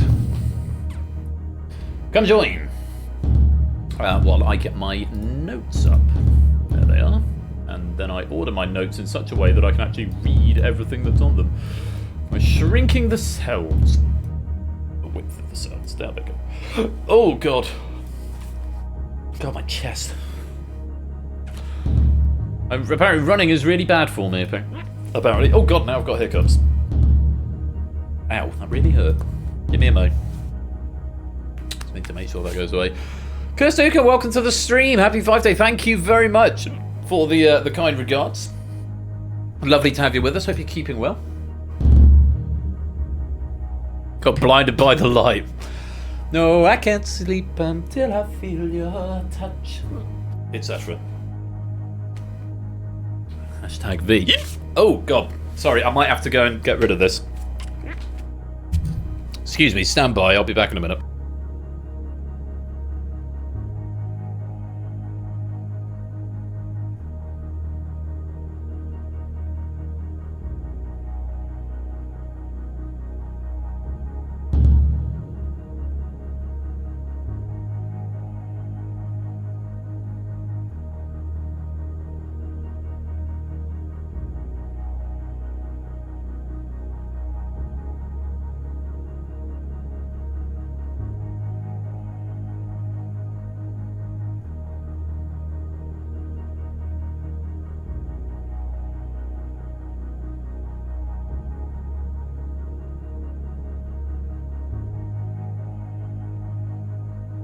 Oh, sorry about that. I've just been presented with a large glass of water. It's the weirdest thing, is that hiccups just came up out of nowhere. There's a message from our sponsor, TVPA Poshka. Swiss cheese, Swiss cheese. Not bad from TTS. Thank you for the 100 bits, TVP. Hope you're keeping well. Breathe in and swallow. Yeah, that's the... I've got various strategies for getting rid of them. They went quite quickly, but... Yeah, I think it's because the chest is it feels very, very tight after running this morning, so I should probably run a bit more, actually. But it's because it's so bastard cold out at the moment. There's been a hiccup due to hiccups. Indeed so, Mr. Vertigo. Yeah, it's been so cold. So, you know, going running this morning, it was like 1 degree. And that's you should play. I've got the questions open in front of me. Oh, fine. Okay, what I'll do, I will hide the columns that have the answers in, alright? So I can still read the notes, and I will avoid reading the notes until the end of the question. Alright. Did I say I would play? I'm not sure I did. Don't be afraid to cheat. That's a banned word here. We don't cheat. Did I actually? Okay, fine. I don't want to disabuse store cleared user because a stored user is Lewis T1. So yeah, I don't want to enter as Lewis, otherwise I'm going to end up. Well, you're not in the game at the moment, Lewis, but it's for money box testing. I can log in as anyone I like because I'm clever. You wouldn't cheat a quiz. Yes. Well, it's mainly for money box. No, I can log in as whoever I want. So, I mean, I could. I won't demonstrate that at this moment in time. But yes, I could log in if I was so inclined as. Actually, I couldn't log in as Ashton Bash because he's got an underscore in his name, and because of how I've programmed it, I can't do that. But let's have a look. What's that? Code is that. There you go. Oh, up on the top row next to RSBP. RBSP. Sorry, got wrong. But yeah, there I am on the back row, playing the Purge like I said I would. 36%. You stop that, Clive. You stop that at once. Order! You stop that at once. You're a bad man. By the way, excuse the numbers. Well, look. I obviously I glanced at things as they as it got exported, but I haven't studied them in detail. So I will be playing an honest game, and I certainly can't remember everything. So, be peeking over at Samson's answers. Yeah, Samson right in front of me. I'll have a little gander at his answers. What I am going to do is actually just move my universal controller down to here, and I'm also going to have to hide the console because I'm fairly sure the console debugs the answers. So that's been screwed up. I don't think I need the console for anything else, do I? Apart from reading the questions, I'll just have to read them off there. Right, I think that's long enough. It is The Purge. It has been written by Oni. Yeah, I hope you're all ready to play. Hashtag don't be afraid to cheat. Ben, must I come into the studio? No, you can trust me with well, you can go onto the Google Sheet if you like, but I have hidden the pertinent columns. But anyway, it's time to play The Purge. So, here's how to play. Answer the multiple choice questions. If the group fails to stay under the breakpoint, a purge is triggered in which all incorrect and abstaining players must partake. If the player answers the purge question correctly, they rejoin the game. If not, they are eliminated. Play continues until 20 questions have been answered, 5 purges have taken place, or 5 or fewer players remain, whichever occurs first. The surviving players move on to the final purge. Simple as that. And we're going to start, as we always do with this game, with the tiebreaker question. This will take the form of a number. Do give me an answer, because otherwise, if you don't, you'll be given int.max. You want to be as close to the number, the correct answer, as possible. Let's take a look at our tiebreaker question, and I won't forget to answer. According to I get the questions here, don't I? According to a 2019 survey, what percentage of Americans believe that the 1969 moon landing was faked? No, you can't actually type letters. 5 seconds.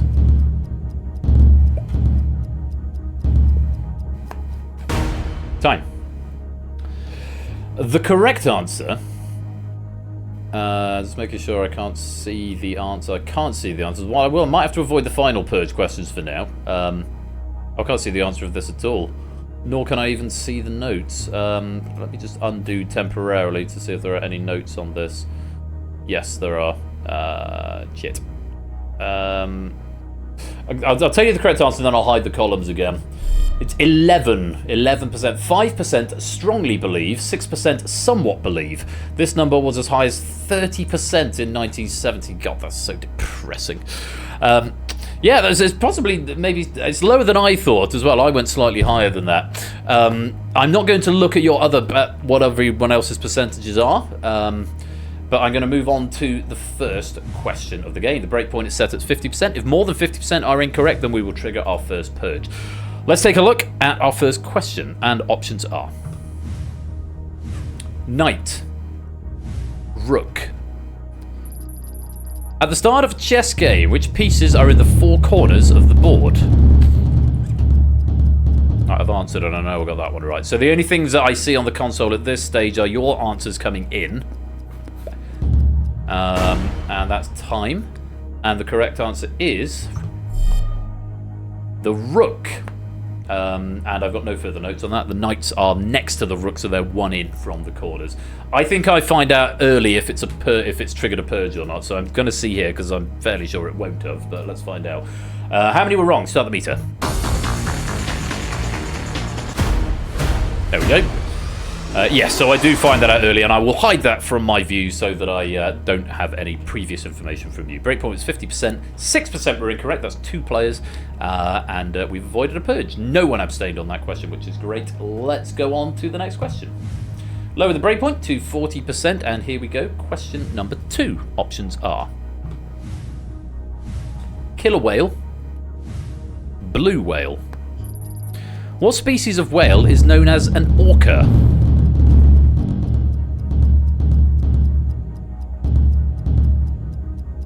Colin, welcome to the stream. Lovely to have you here. Hope you keep it well. Time.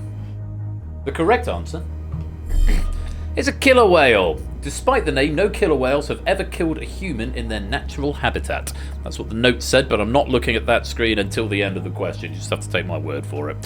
Oh hey, welcome to the stream. See, mega whale. Do you know them all? What, all the answers? No. Well, I might do. We'll find out. Breakpoint is 40%. Let's find out how many were wrong. Start the meter. Just 1 going for blue whale. 35 getting the correct answer of killer whale. Let's move on. Breakpoint lowered to 30%. And let's take a look at our next question. Options are 90% of 60, 70% of 80. Oh god, which is a higher number?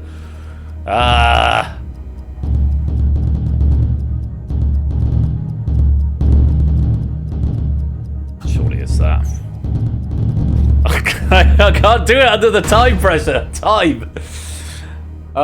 Which is a higher number? 90% of 90% of 60 is going to be 0.6 times. Oh god. God, I went the right way. Good. 70% of 80. Is it 54? Thank you, Mark. 9 times 6 is 7 times 8. Is it? Oh, I suppose, yeah, that makes sense. 9 times 6 is 7 times 8. Well, I went for the right one anyway, so that's good. I probably shouldn't say that because it's supposed to be a secret. 70% of 80 yeah, 7% saying here, 70% of 80 is 56, 90% of 60 is 54. Let's find out how many of you were wrong. Start the meter.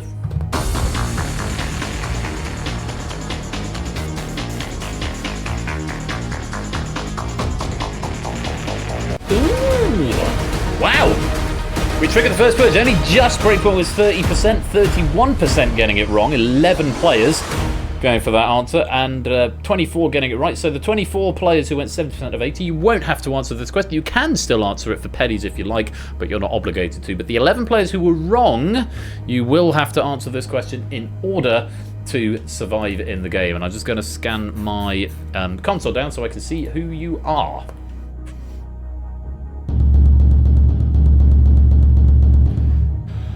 Stilgar, Prugs, Kegler, Natter, Not Zwistless, Noid, Tigo, Colin, Kirstu, Silver Electron, Flyboy, and Suki Bapswent. You are all in Purge number 1. You must give me a correct answer if you wish to survive. Everyone else may also answer, because you just get pennies for it, but it doesn't count towards your main game score. Good luck to you all. Yes, it's Clive. Suki Bapswent. Suki Bapswent. I think that's what it says. Anyway, good luck. Here is your first Purge question. Sean Connery, Pierce Brosnan, and Roger Moore have all played which fictional character in film?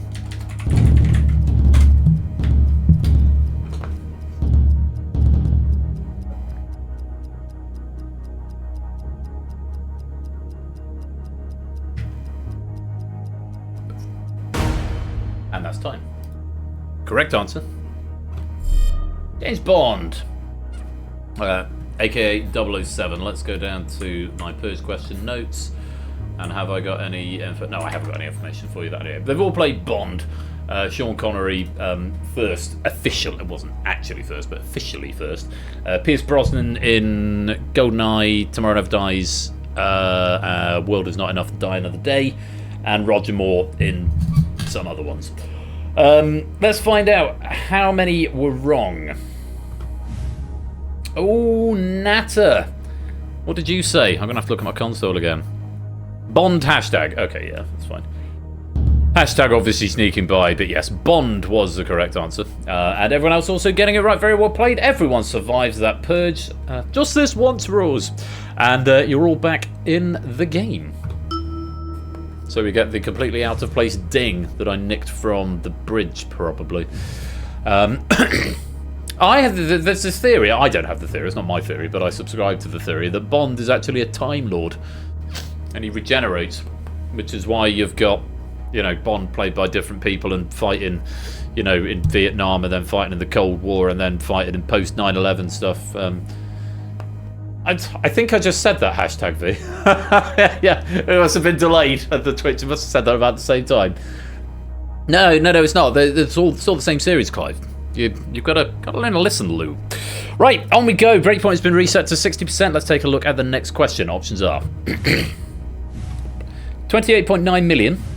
48.2 million. How many people voted in the 2024 UK general election? God, probably that.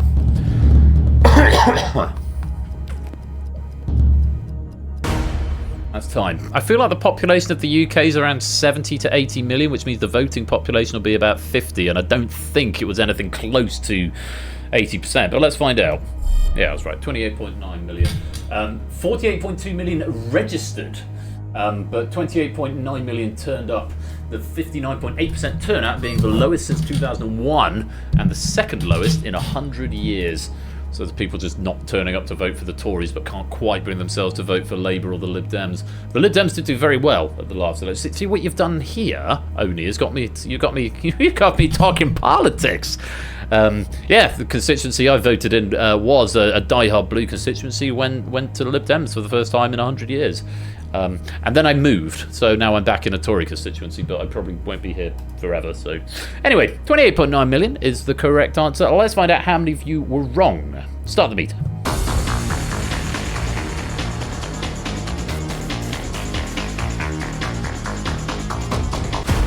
Yeah, we avoid it. 75% going for 28.9. 25%, 9 players going for 48.2. We survive and avoid that purge, and we go on. The next question, breakpoint lowered to 50%. Let's see what the question brings. 2 options, here they are. The Brexit opposite percent, yeah. It's my own guess solely on what the Brexit percents were earlier. Well, let's take a look. Next question, options are white or green.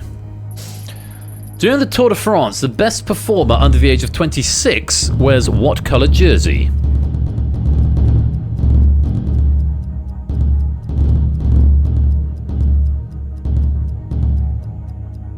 Time.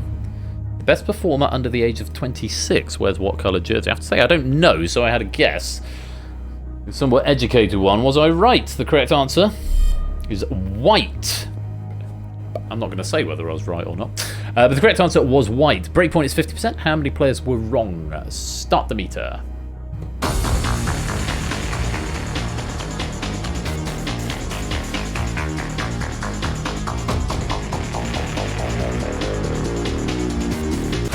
Whew. I was not right. So that's quite a relief to see that whip back around. Yeah, white was the correct answer. It was introduced in 1975. 6 riders have managed to combine both the yellow and white jerseys, winning the Tour de France itself whilst under the age cutoff. Incidentally, the age is 23 for the Tour de France Femme. So there we go. Yes, 22 players getting the correct answer, white. 61% getting it right, coming in under the breakpoint. 50%, 39% was the incorrect percentage. Let's go on. Breakpoint low to 40%. 3 options for each question now. Let's take a look at what they are. Roundabout. Mushrooms. Johnson. The depressing British town of Swindon is known for its magic what? It's Magic Johnson.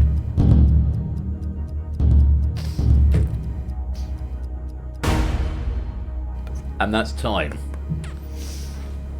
Only what a question. The correct answer is the magic roundabout. Constructed in 1972, Magic Roundabout has been named Britain's 4th scariest road junction. I'm sure the junction to get onto the M42 coming out of Lichfield must be in the top 3. Presumably by people who don't get invited to parties very often. Yeah, I believe it's a series of mini roundabouts all around one big roundabout. And it is the thing that Swindon is perhaps most famous for, which tells you a lot about Swindon. To be honest, no offence to anyone from Swindon. Actually, yes, offence to anyone from Swindon. I think I do mean offence to anyone from Swindon. But I'll see. No, I won't Google it now. It's just I want to keep things because I'm playing the game as well. Let's take a look. I think there's one. Is there one in Watford as well, Colin? Watford or Luton or something. I think I got an ex-girlfriend who used to complain about the Magic Roundabout in Watford or Luton or somewhere around there. Anyway. Let's take a look at how many were wrong. Breakpoint's 40%. Let's find out. Start the meter.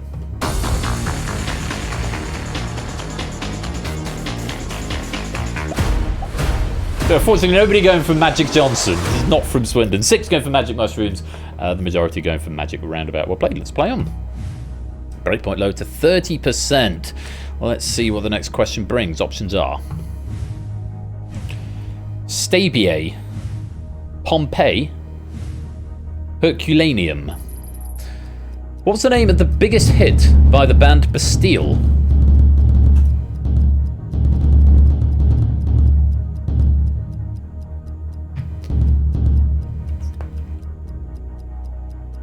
The safe full Herc Magic Johnson. Yeah, quite. There was another option of Magic Johnson I could have gone for.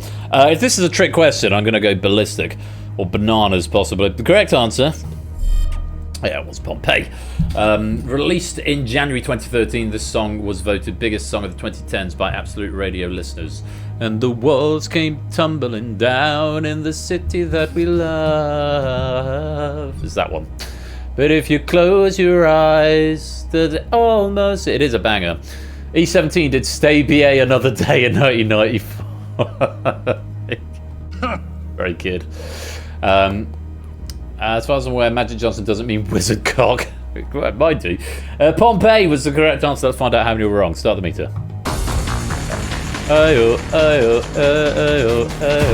Yeah, most of us getting about 32. Getting the correct answer. Pompeii. Just 2 going for Stabiae and 1 for Herculaneum. You've been saved by everyone else. Let's play on. Breakpoint low to 20% now. 20% must be, or not more than 20% must be incorrect. Let's take a look at what the question brings. Options are Jets, Nets, Mets. Which of these is a Major League Baseball team from New York?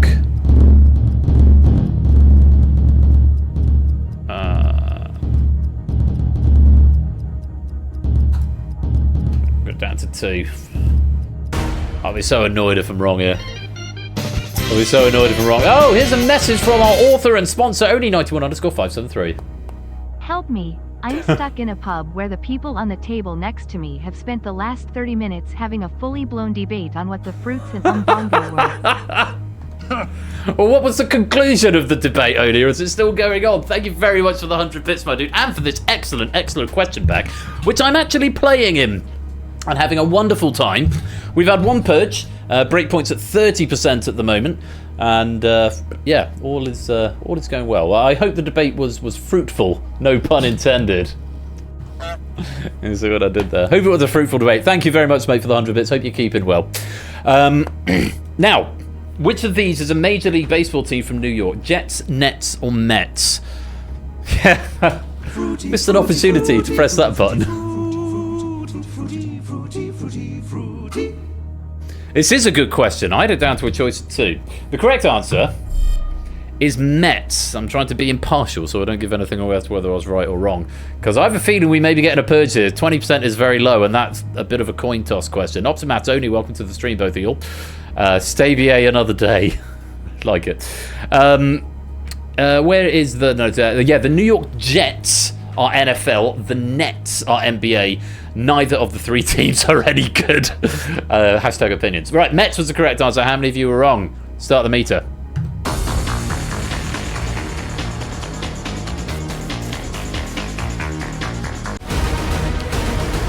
We are going to Purge number 2. 24 players getting Mets, 2 going for Nets, and 10 going for Jets. That puts us at 34%, 14% over the breakpoint, and it means 12 players are going into Purge number 2. Let's find out who they are.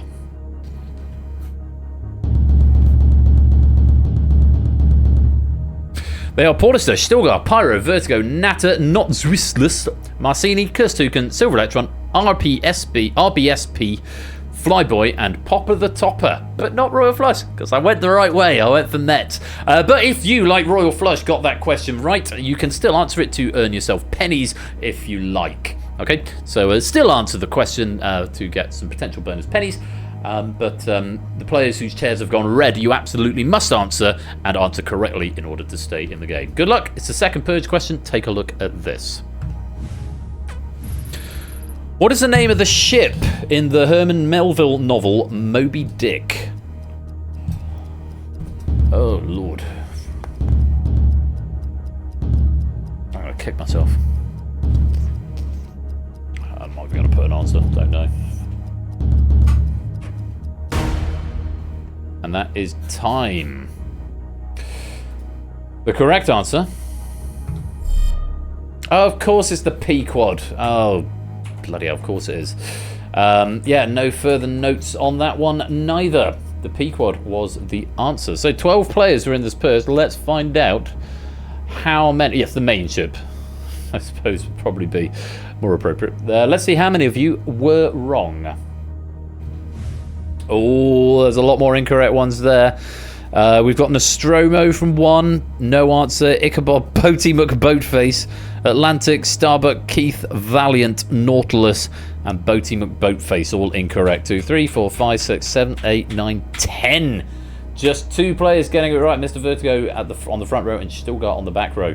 Very well done. It does mean we have to say goodbye to 10 players. Portister, Pyro, Natter, Not Zwistless, Marcini, Kirstuken, Silver Electron, RBSP, Flyboy, and Popper the Topper.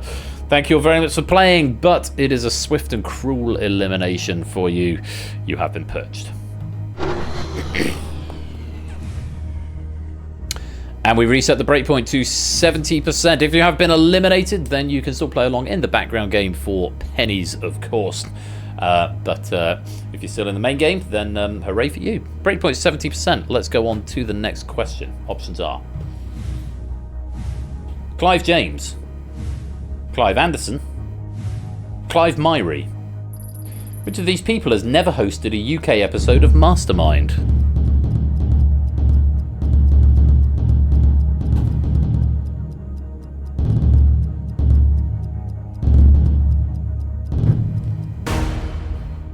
Time. Correct answer.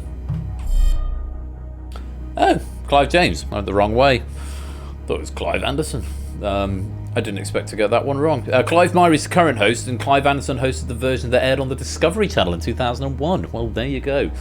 Was Clive James, was that the rugby player? That was Clive Sinclair was the rugby player, wasn't he? Clive James was a sort of TV person. Well, let's see how many people got that one wrong. I'm hoping enough people got it right, because I've just let the cat out of the bag there and that I got it wrong. Let's find out. Start the meter.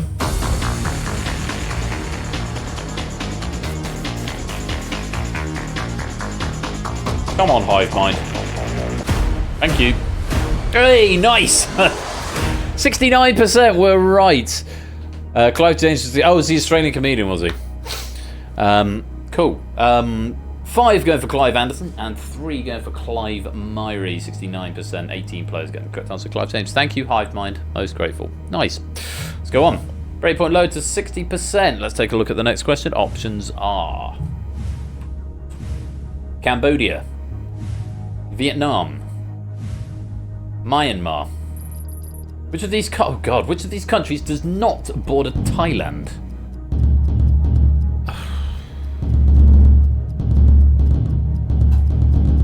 Must be that one. Time. I've no idea. Let's have a look. Correct answer: Vietnam, apparently. Vietnam and Thailand are either ends of a Cambodia-Laos sandwich. Myanmar has a border with Thailand to its west. Vietnam was the correct answer. Let's find out how many were wrong. Excuse me. Start the meter.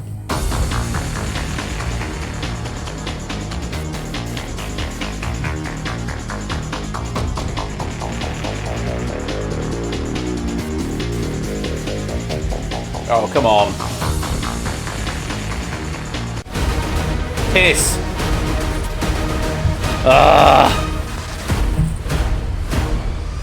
Just 7 players going for Vietnam, 9 going for Cambodia, and 10 going for Myanmar. 27%. That puts us way, way over the threshold of whatever it was. 60% was the break point. And yeah, we've gone way through that into up to 73% getting that incorrect. Hashtag come on piss. Yeah, quite. Hey, I've got a 5x5 grid of raid message suggestions, 25 in total. Lovely stuff. Right, Vietnam was the answer, and we're going to Purge number 3. Let's find out who was wrong.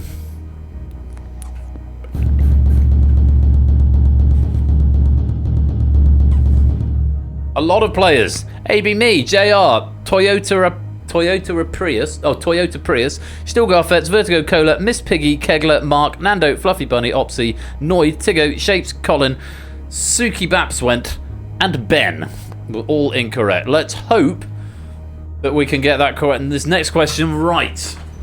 Full question, full answer required within 20 seconds. If you're not in this Purge, you can still answer for fun. Let's take a look. Good luck. Purge question number 3. Here it is. The stars Castor and Pollux can be seen in which constellation?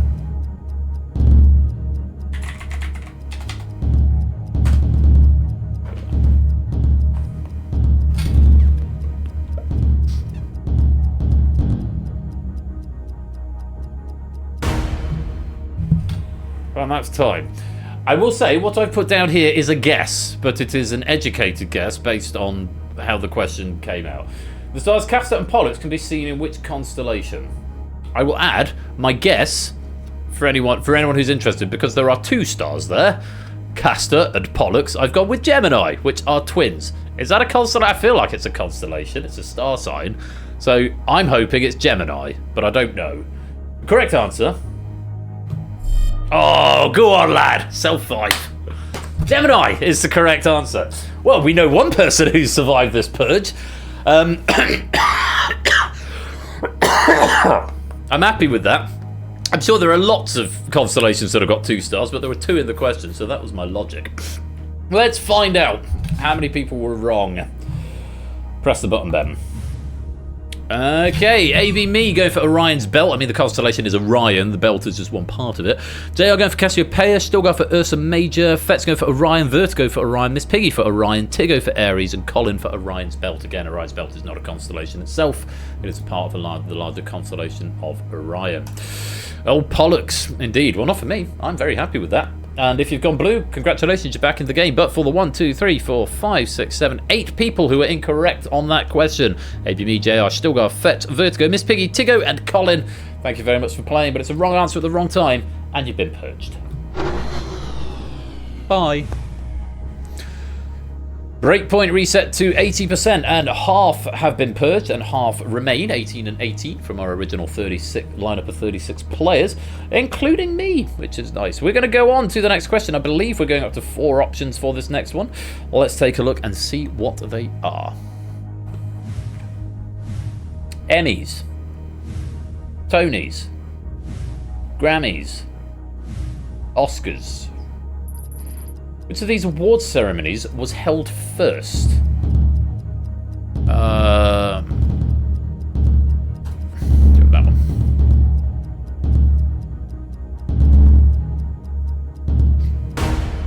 Time. And the correct answer. What? No, they're not. The Oscars are the end of the... I may have misinterpreted the question. I thought it meant like in the awards. Yeah, I'm getting that now. That makes a lot more sense. So I look at my notes. The first Oscars were 1929, Tonys were 1947, Emmys were 1949 as the primetime Emmys. Daytime ones came in 1975. The Grammys were 1959. Yeah, I thought because I know it starts with the. I think is it the Emmys it starts with, or it's oh no, it's the Golden Globes. It's not the Emmys anyway. So it's good. We've just had. Is it the Golden Globes we've just had? And I remember reading it. So we start with the Golden Globes or the Emmys, and in my head I thought it was the Emmys, and it concludes with the Oscars. But that's my bad.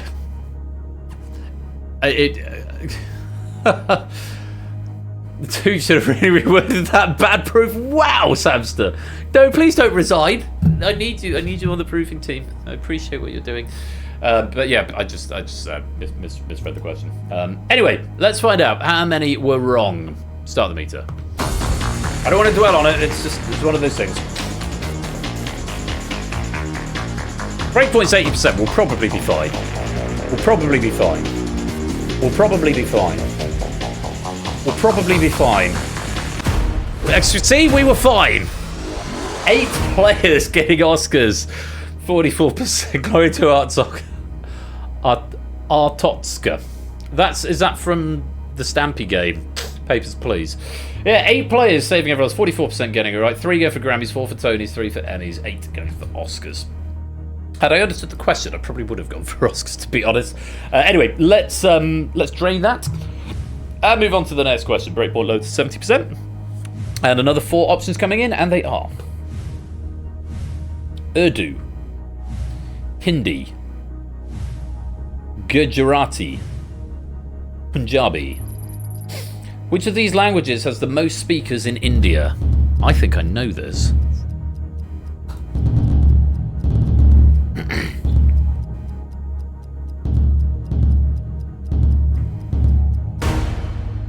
Time. Which of these languages is the most speakers in India? Urdu, Hindi, Gujarati, or Punjabi? I know this has come up recently. Well, it hasn't come up recently, but something in the back of my mind from researching stuff. Let's find out. The correct answer. Oh, I didn't know it. It's Hindi. I have no further notes on that one. I thought it was Urdu, for what it's worth. Yeah, I knew it wasn't Gujarati because the first I heard about that was when Zeus put it as an answer in distinction a couple of weeks ago, and I didn't think it was Punjabi, but not Urdu either. Anyway, breakpoint 70%. Let's find out how many were wrong. Start the meter.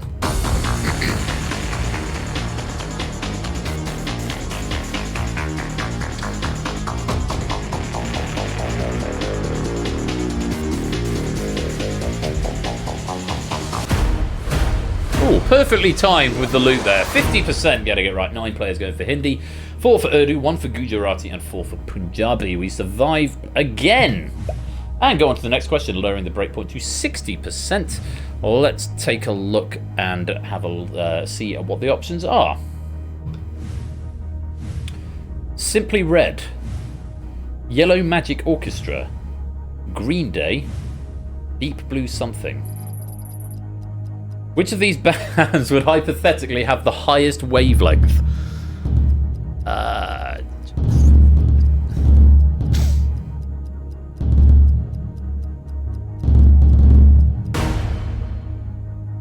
Hindi is the 4th most spoken language worldwide. Really? Okay.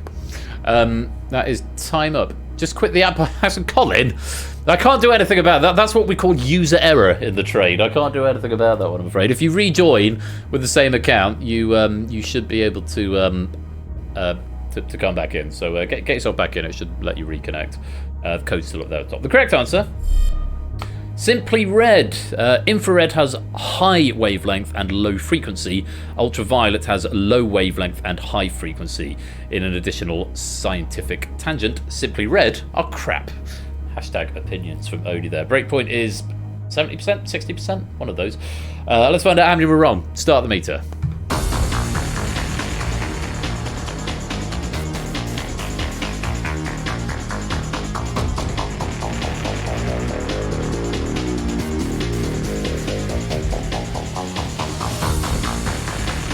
Ooh-hoo-hoo! We've avoided a purge, just 8 players getting Simply Red, 9 go for Deep Blue Something, 1 for Green Day, Yellow Magic Orchestra not tempting anybody. It was pretty much split between one end or the other, and I think it looks like the answers have come out in the order that they would appear on the spectrum, which is rather pleasing. But Simply Red was the right answer, 10 going wrong, but we survived that question. We go on to the next. It was a 60% breakpoint. We're now lowering it to 50%. Well, let's take a look and see what the question brings. rum, whiskey, tequila, vodka. Fireball is a cinnamon-flavoured spirit which uses what as a base?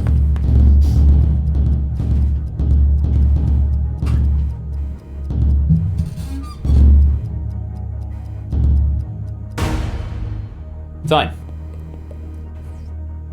Correct answer. It's whiskey. Specifically, Fireball is a Canadian whiskey spirit that's really, really nice, especially if you mix it with hot chocolate. Hashtag opinions. I am not a whiskey drinker. My dad is. My dad likes a Glenmorangie. That's a Scotch rather than a Canadian one. But yeah, Fireball is a whiskey. Let's find out how many of you were wrong. The breakpoint is 50%. Start the meter.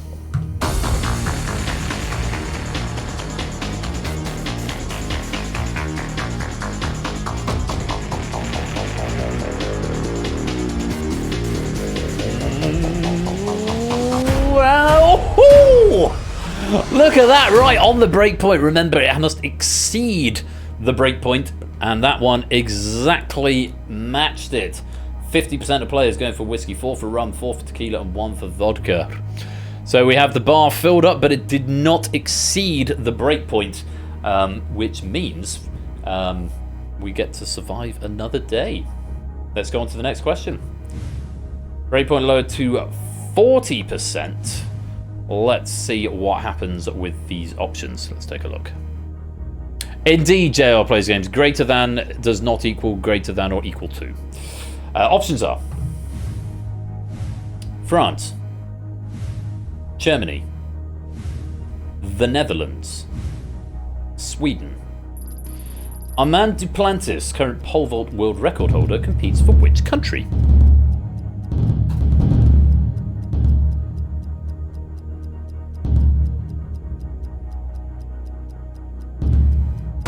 And that's time. The correct answer is Sweden. Have I got any notes? Due to how he gets paid a bonus each time he breaks the world record, Armand is so confident that nobody can beat him that he breaks his own record by only 1 centimetre each time. It works. He's broken the record 10 times consecutively since 2020. What a legend. But also capitalism is a dreadful thing. Spirits filled the bar up. Do nor give my ex Fireball. 8 players getting Oscars. Ben did an oops and old Pollux. Yeah, remember you are limited to 3 raid messages, so if you've given me your ultimate of 3, you won't be able to give me any more. The answer was Sweden. The breakpoint is 40%. How many were wrong? Start the meter.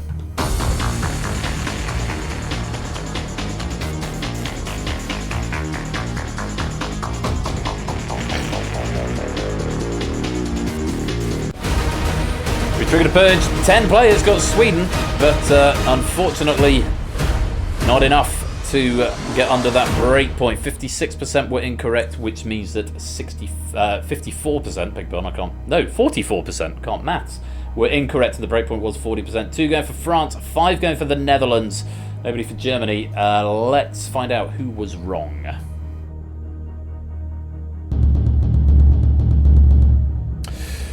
Toyota Prius, Prugs, Congradilax, CJ, Silent Marine, Suki Baps went Ape, Mink V, and Ben were all incorrect. Correct answer required within 20 seconds if you want to stay in the game. Good luck to all 1, 2, 3, 4, 5, 6, 7, 8 of us. Here is that question for the 4th Purge. The 4th, or indeed, here is the 4th Purge question. On what day of the week is New Year's Day 2026? Yeah.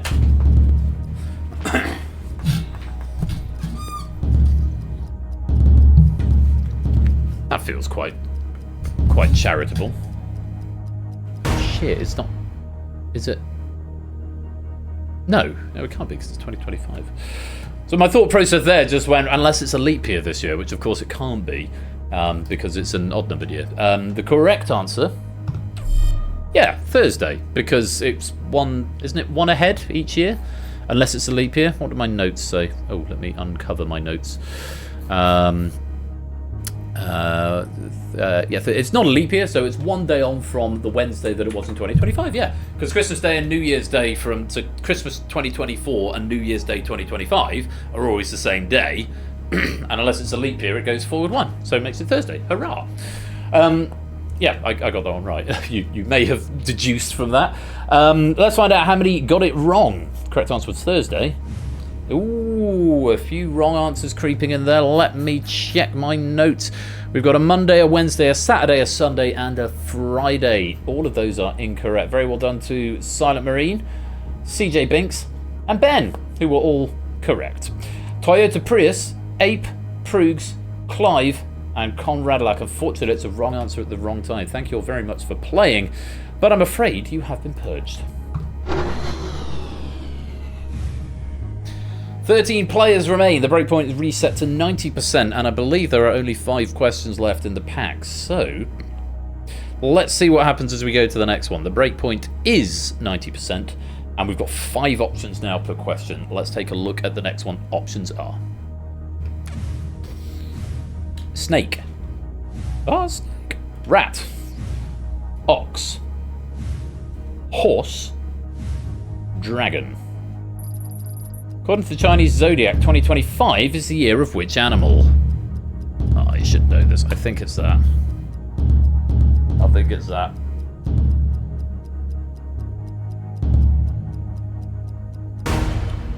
Nine. I was trying to think. Last year was 2024 was the year of the dragon. I think. Are there 12? There's 12 Chinese Zodiac symbols. And I'm pretty sure I was born in the year of the dragon, and I was 36 last year, which means last year was the year of the dragon, and I have a feeling it's snake. Let's find out. Correct answer. Boom! Yes, got there. Correct answer was snake. But with 13 players, me getting it right does not necessarily mean we're safe from that breakpoint. 2012-24. And 88, Lewis, as also I mentioned, because that's the year I was born. Snake was the correct answer. Let's find out how many of you were wrong. Start the meter.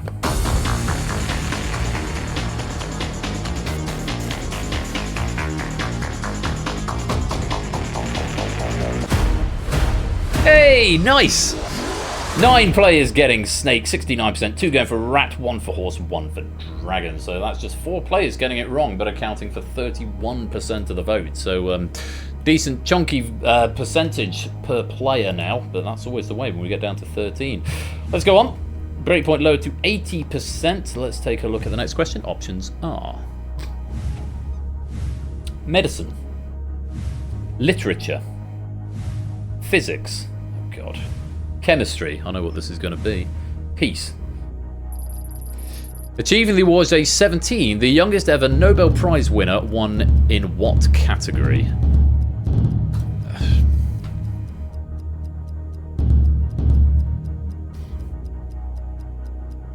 Time. I've no idea. I really should research my Nobel laureates at some point. Correct answer is peace. I had no notes on my Chinese Zodiac question, but the winner was Malala Yousafzai, who won in 2014. How many of you were wrong? Start the meter.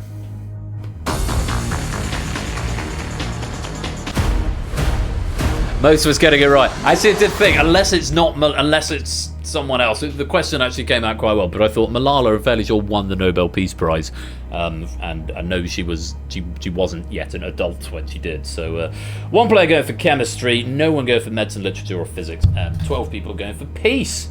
Nice. I should have worn my peace is always an option t-shirt. Age of employment average. Yeah, I mean, you're unlikely to win the Nobel Prize for medicine at the age of 17. I mean, literature maybe. But yeah, anyway, let's go on. Lowering the breakpoint to 70%. Let's take a look at the next question. Options are Boeing, Mercedes-Benz, IBM, Nokia, Nintendo. Which of these companies started up the earliest?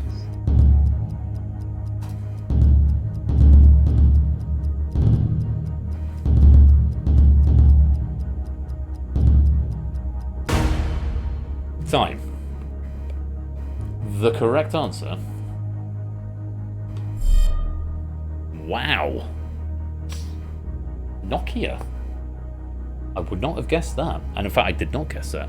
Actually started up as a pulp mill in Finland in 1865. Mercedes-Benz 1926. IBM 1911.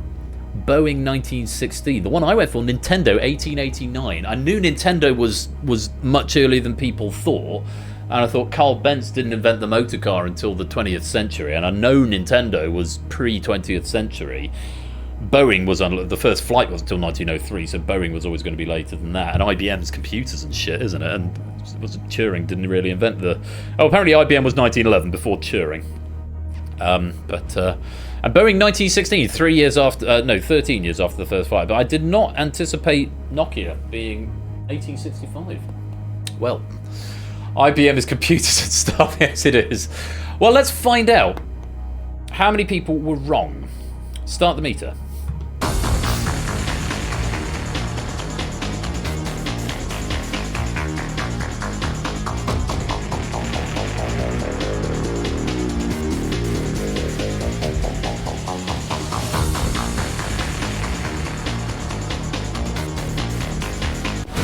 I didn't think that was going to have a happy ending. Just 2 going for Nokia.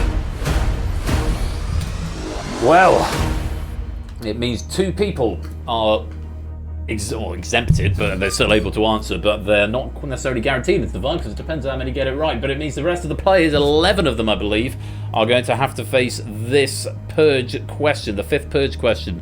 Does mean we will forego the final 2 questions of the pack, so only just being denied a perfect Purge pack, and it's also going to depend how many people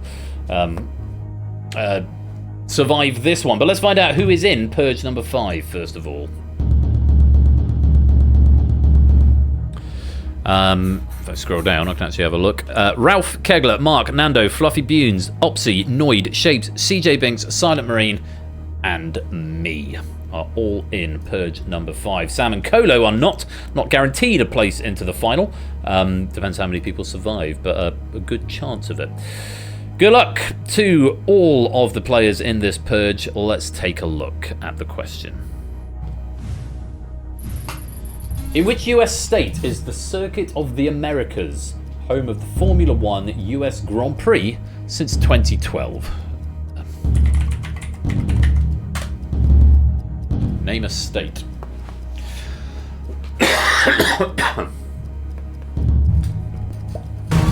Time. The correct answer is Texas.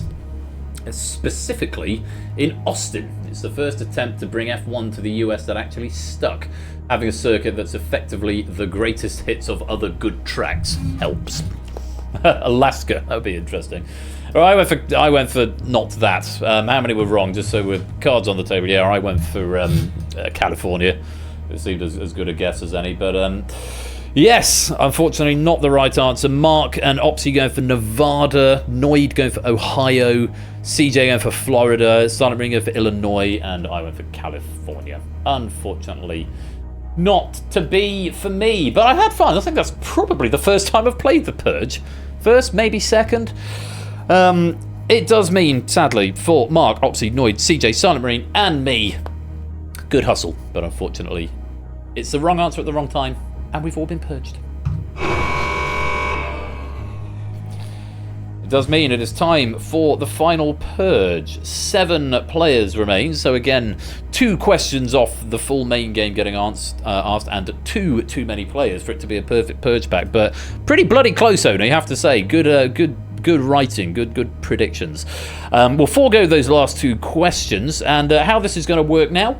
The first tie-break metric, because we can only have 5 in the final, so 5 of you will go through and 2 of you will be purged. But the tie-break metrics will be, first of all, how many questions you got correct, and if we have a tie after that, then we will defer to that tie-break question that we had at the beginning of the game. Let's take a look. Who are our Purge finalists this week? It is Cola, Shapes, Go to GP Ben, Ralph, and Fluffy Bunes. Nando and Kegler, very sadly, are going to be eliminated. Kegler managed to get 11 correct out of the 18, I think, questions that we asked. Nando and Fluffy Beans both managed to get 12, but Nando was 43 away in the tiebreaker, and Fluffy Beans was 16 away in the tiebreaker. So Fluffy Beans' tiebreaker sees him through, and it does mean we have to say goodbye to Kegler and Nando. Fluffy, Ralph, go to who is that? Go to GP, Ben. That would be Sam. Shapes and Cola are our 5 finalists. Cola getting 16, Shapes and Sam getting 15, Ralph getting 14, Fluffy Beans getting 12. Let's take a look at our overall scores in the lobby game. How many purges you survived and the number of questions you got. Where am I? 11. Wasn't bad. Quite happy with that. Just worried about the coughing thing. Are you worried about the coughing thing? Oh, go to a GP. No, I appreciate the concern. God, what is going on with the margins there? Is that a canvas scaler thing? Yes, it is. I mean, it's only because since I've started running again, so I'm not too worried about it just yet. That looks about right. 7425. Let's go with that. Unless there's anyone missing from there that can't be seen. Survive 4 purges except the one that matters. That's often the way it goes. So yeah, I'm quite happy with 11 questions. So those are the number of questions you got right and the number of purges you survived.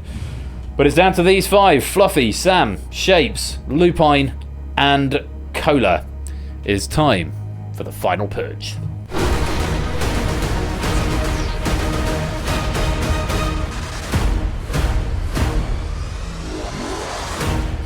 Here we are then. Cola, as the player who answered the most questions correctly, you're going to have the choice of who goes first and who goes last. How this works, just as a quick reminder, you will see half a question.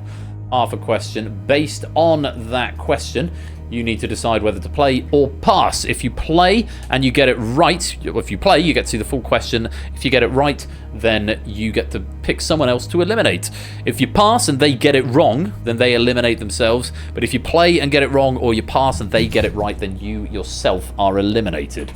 So it'll either go Cola, Shapes, Sam, Lupine, Fluffy, or if Cola chooses to go in reverse order, it'll go Fluffy, Lupine, Sam, Shapes, Cola. It's entirely up to Cola what order it goes in. I'm just going to get a quick look at the medal cabinets before we commit to this. Cola has had 2 golds in the purge, and remember there are no gold, silver, bronzes in here, just a gold medal. Shapes has got 2 golds in the purge. Samster has got 4 golds in the purge. Lupine has not medalled in the purge, so this would be Lupine's first gold. And Fluffy Bunny has got 2 golds in the purge. So Lupine yet to medal in the purge, has not yet golded in the purge. Let's see if we can get them there first tonight. But first of all, Cola, you will lead in the main game. Would you like to play first or last? You're going to head into the fray yourself. Half a question then. Based on half a question, you need to decide whether to play it or pass it. If you're going to pass it, press the button, the name of the player that you're passing to. Word of warning for all of you, particularly Cola, because he'll get it first. The order on your device may not necessarily reflect the order that they are on the broadcast, so just double check that you are passing it to the right person. There will be a timer that appears, but it's a soft timer, so it won't actually time you out if it runs out. So just double check you've got the right one. Here's a message from our sponsor and author, Oni91_573. Oh, TTS isn't going to read it. Team Oh, there it Umbongo is. members just proudly exclaimed, "I'm killing people, and I do not want to know the context." No, I'm not sure we do. I thought TTS for a minute wasn't going to read it out because it's got the word killing in it. But thank you for the 100 bits there, Oni. And thank you for the update on Team Umbongo.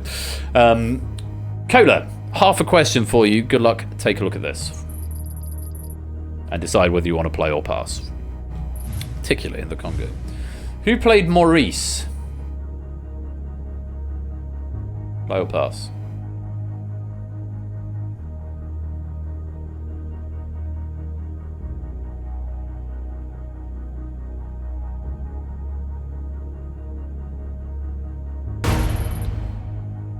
Going over to Fluffy Bunny. Okay, Fluffy, you must give me a correct answer if you want to survive. If you give me a wrong answer, you'll be eliminated. If you give me a right answer, Cola will be eliminated. Here is that question in full. Who played Maurice, or indeed, is it Morris? Moss in the IT Crowd, the Maze Master in the Crystal Maze, and Zero in the Mandalorian?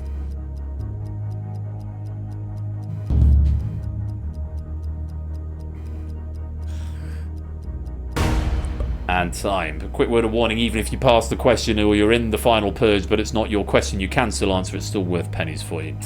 Who played Morris Moss, or Maurice Moss in the IT Crowd, the Maze Master in the Crystal Maze, and Zero in the Mandalorian? The correct answer, and Fluffy's response, Iowadi, Richard Iowadi. It was indeed. That's a fortunate half of a question there, Cola, because you didn't get an answer in, but I have a feeling you probably would have known that. But Maurice, it's probably not how that was pronounced, but I can only go on the data that I've got in front of me, and it looked like Maurice to me. Fluffy getting a correct answer. It does mean, Cola, you have been eliminated. Bad luck. Thank you very much for playing, but it's a bad pass, and you have been purged.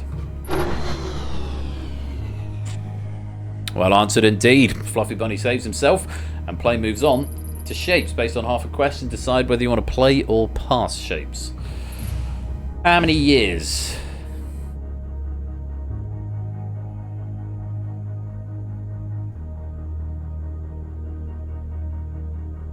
Play or pass? Shapes is going to take it on himself. Let's see where this question goes. Good luck, Shapes. Here's that question in full. How many years was it between the releases of the original Top Gun and its sequel, Top Gun Maverick? Answer in digits, please.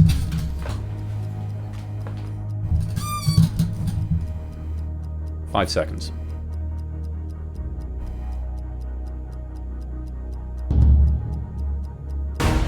And that is time. The correct answer, and Shapes' response, took a long time to get there, but it's a sort of maths question, a working outy one. Does he know the years? Correct answer? He does indeed. 36. And that's exactly what he said. Original was 1986. The sequel was 2022. So on Limitless Win, was it really? Awesome. Well, maybe some of us saw that. Might have known. Heck, I'm old. 36 is the right answer, and Shapes, you get to choose someone to eliminate. Who's it going to be? Sam, Lupine, or Fluffy Bunes? Please pass the sentence now and swing the sword now.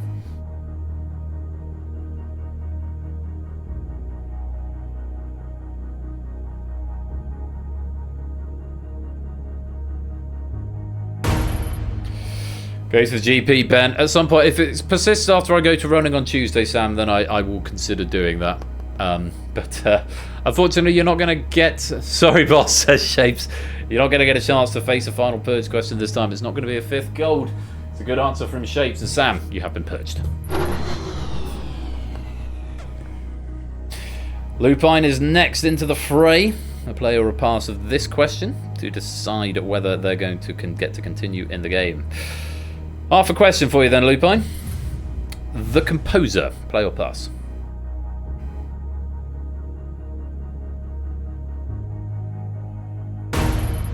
It's been passed right back to Shape. So Fluffy Bunny's going to get down to the final two. Not a Luigi strat though, because Fluffy did have to answer one of those questions earlier on. Let's see if Shapes can answer a second question in a row. Something about a composer. Shapes, here's that question in full. The composer Joaquin Rodrigo's best-known work, Concierto de Aranjuez, is a concerto for which musical instrument? I'm answering that one because I know it. I knew the first one as well, but didn't answer, so...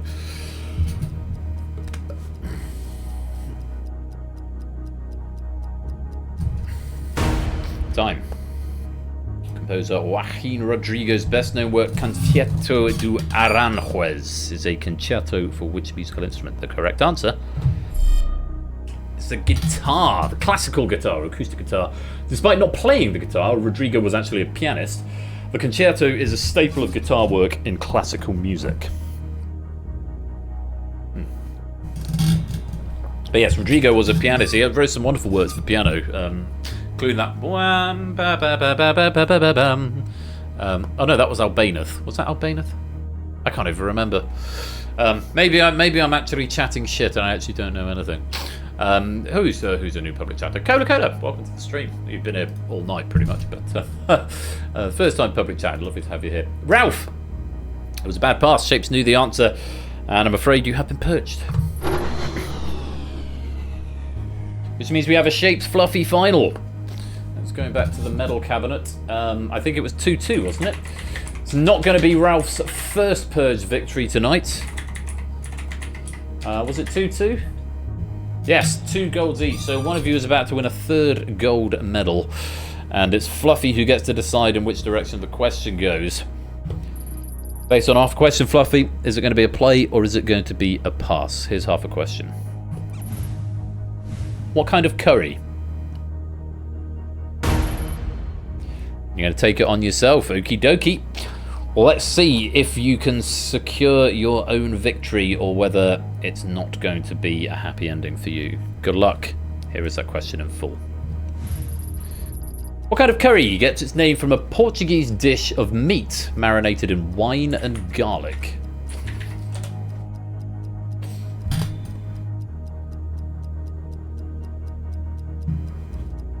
Need an answer. That's time. The correct answer and Fluffy's response was Vindaloo, and Fluffy went for Boona. Unfortunately not. Barber's Adagio for mayonnaise. Fortunately not the right answer. I can tell you, even if you passed there, Fluffy, Shapes did get the right answer, Vindaloo, so you were damned if you didn't, damned if you didn't. Literally means garlic. Is that right, David? Didn't know that. Fluffy, there was nothing you could do there. Shapes knew the answer. Even if you had passed it, he would have got the answer and you'd been knocked out. So unfortunately, a great game, but it's not to be tonight. Not going to be a 3rd. Thank you for playing, but you have been purged. Which means, after a lovely question pack and a very exciting final full of highs and lows, only one player is left standing. 3rd time medalist in the Purge. Congratulations, We Like Shapes. You have survived the Purge. Survived? That's not a word. That's not even a word. Thanks for playing. You have 400 pennies this game. How did I manage that? My correct count must be incorrect. Let's take a look at the final leaderboard. How many questions did I get in total? Oh, 16. How do I get... Is that 16 times 25, is it? Yeah, 25 pennies for every correct answer that you've got. Yes, I'm not sure how I divide. Well, you got 24 questions, right? So that's probably a bit of a clue for you there, Shapes. Great game, and it's going to be another gold medal for you. And I've earned 400 pennies this game. What a lot of fun that was. There is your leaderboard. Hope you've all had fun with that. Massive thanks once again to Oni for a lovely question pack for this game night's 5th birthday. And to Toot as well for doing all the proofing work as well. And thank you all for letting me play along. I had a great time doing that. I survived longer than I expected to be honest. Yeah, really, really good fun. I enjoyed doing that. I should do it more often, especially with a game like The Purge, which is a little bit more steadily paced. Something like Distinction, I'd love to play that, but the problem is I've got to be on the ball, and it's so fast and furious. Mind you, once I've read the question, I can just type. I'm sure it could be arranged. Maybe it's something we can look forward to at a future later date. Oh yes, thank you for reminding me, Jazz. I was going to say, now, earlier on, I gifted Mark a prize of... funnily enough, two marks of one time. I gifted Mark a prize of £15, Amazon, PayPal, or Steam. The reason I invented a prize there is because we have a leftover prize from the penny prize draw, which G-Eisens won. But what I didn't know, because G-Eisens won a £15 Spreadshirt voucher. But what I, not Spreadshirt, QWERTY, £15 QWERTY voucher. What I didn't know before I bought the voucher is that the vouchers are continent locked, or possibly country locked, which basically meant Geisens couldn't make use of it, which was a tremendous shame. So we got in touch, and for full disclosure, I did offer Geisens an alternative prize, a replacement prize, which he very graciously refused. But he did say, have the voucher back and pay it forward as a prize in the next game. But I was aware I needed to give it to a British winner. And obviously, Mark winning the first game, I thought, okay, there's a non-British winner there, so that will be the extra prize that I'll bring in, the £15 PayPal equivalent, PayPal, Amazon, or Steam. And we've very conveniently got a British winner here. So, Shapes, in addition to a third gold medal, you have also won a £15 QWERTY voucher, courtesy, I would say, of me. It's kind of me, but it's really courtesy of Geisens. So, there you go, special birthday present. It all worked out well in the end. Yeah, region locked, I think. Yeah, it's a pleasure for me, and Geisens, thank you as well for your generosity in paying that forward. I mean, the voucher was there. I mean, even if Geisens had got a prize, I'd have still needed to pay it forward, but I might have been more tempted to use it myself if I just got another prize. So, nice to pay that forward. I'm assuming, Geisens, that you haven't used that voucher code then. So, Shapes, I've got that ready to go, so I'll just send that to you in Discord at some point, because it's just on a PDF, and you'll be able to use it. And make sure you send us a picture of what you get, because QWERTY's a really, really great website. So, if you fancied sharing what T-shirt you go for, yeah, give us a shout. I'll keep it secret from Threadless, who are my regular couriers. Couriers? Couriers. Hashtag not spawn. Indeed so. And that is going to be the end of the 5th birthday. I'm going to roll the credits and come back to the camera to finish off. We'll pick a raid target, and then we'll wrap things up. Thank you all for coming to join me. Thank you again to Oni for writing, to Toot for proofing, and big congratulations to Shapes. You have survived the Purge.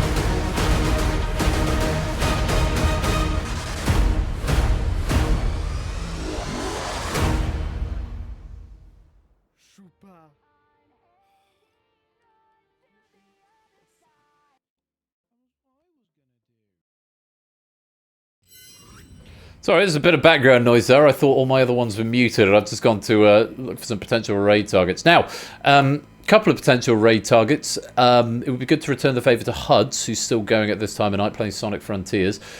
Tipster caught my eye. The problem with raiding Tipster is that he's in the middle of a poker tournament, and he's got a 5-minute delay. So any raid isn't going to be registered until 5 minutes from now, which it sort of defeats the point of a raid somewhat.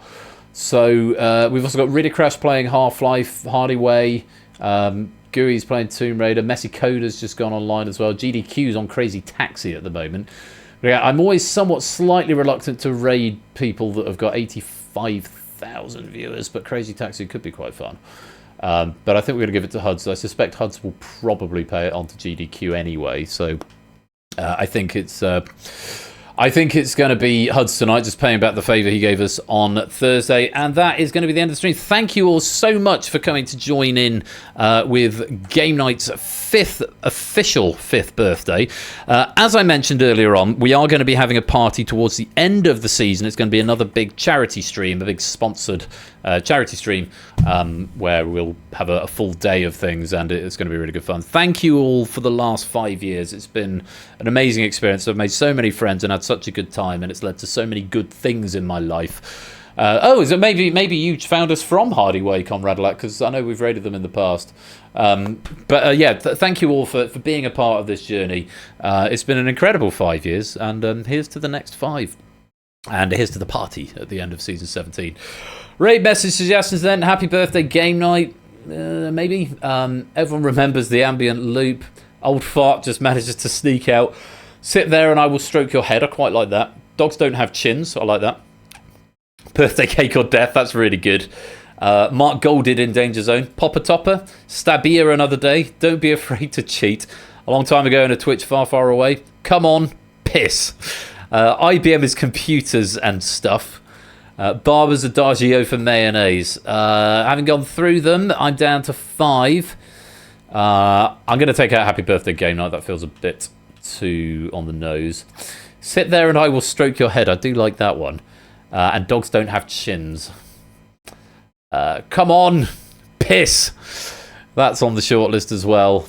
HUDs prefers clean ones though, so if we're going to HUDs, I think it's going to be the Eddie Izzard reference, courtesy of, is that JR? Oh, it doesn't matter because it does the pennies automatic now. We're going to say birthday cake or death. Birthday cake or death. Welcome to British Airways. Birthday cake or death. That's going to be our raid message. It was JR, so you should have had an extra 100 pennies automatically added to your account. That is going to be it for tonight. Don't forget, Topper's here tomorrow with Rebound and 21st question. Ash is here on Wednesday and Friday. He's got his 6th anniversary of game night, of quiz night, I beg your pardon, coming up. Both of those guys, 8 p.m. GMT. Ash on Wednesday and Friday, Topper tomorrow on Sunday. I'm going to be here next Thursday with Risky Business, Hacker and Spotlight, and back next Saturday with Data Leak, Steeplechase, and the reskinned pilot of Moneybox. It's going to be really, really good fun, and I hope you'll come and join me for that. Thank you again to all the writers for tonight, to all of you for coming to play along. Thank you. Congratulations to all of our winners, and thank you again for all of the love and support and attendance over the last 5 years. It's been an amazing journey. Here's to the next 5. I'll see you at the party. I'll hopefully see you before the party, but I'll definitely see you at the party on the 1st of March. Thanks very much, everybody. You have been watching Game Night with me, Royal Flush, for the last 5 years. Well, not non-stop. I've had a break in between. It's all been good. Until next time, enjoy the rest of your weekend. Be splendid and wonderful and marvellous and safe. And until next time, take care. Peace out. And good night.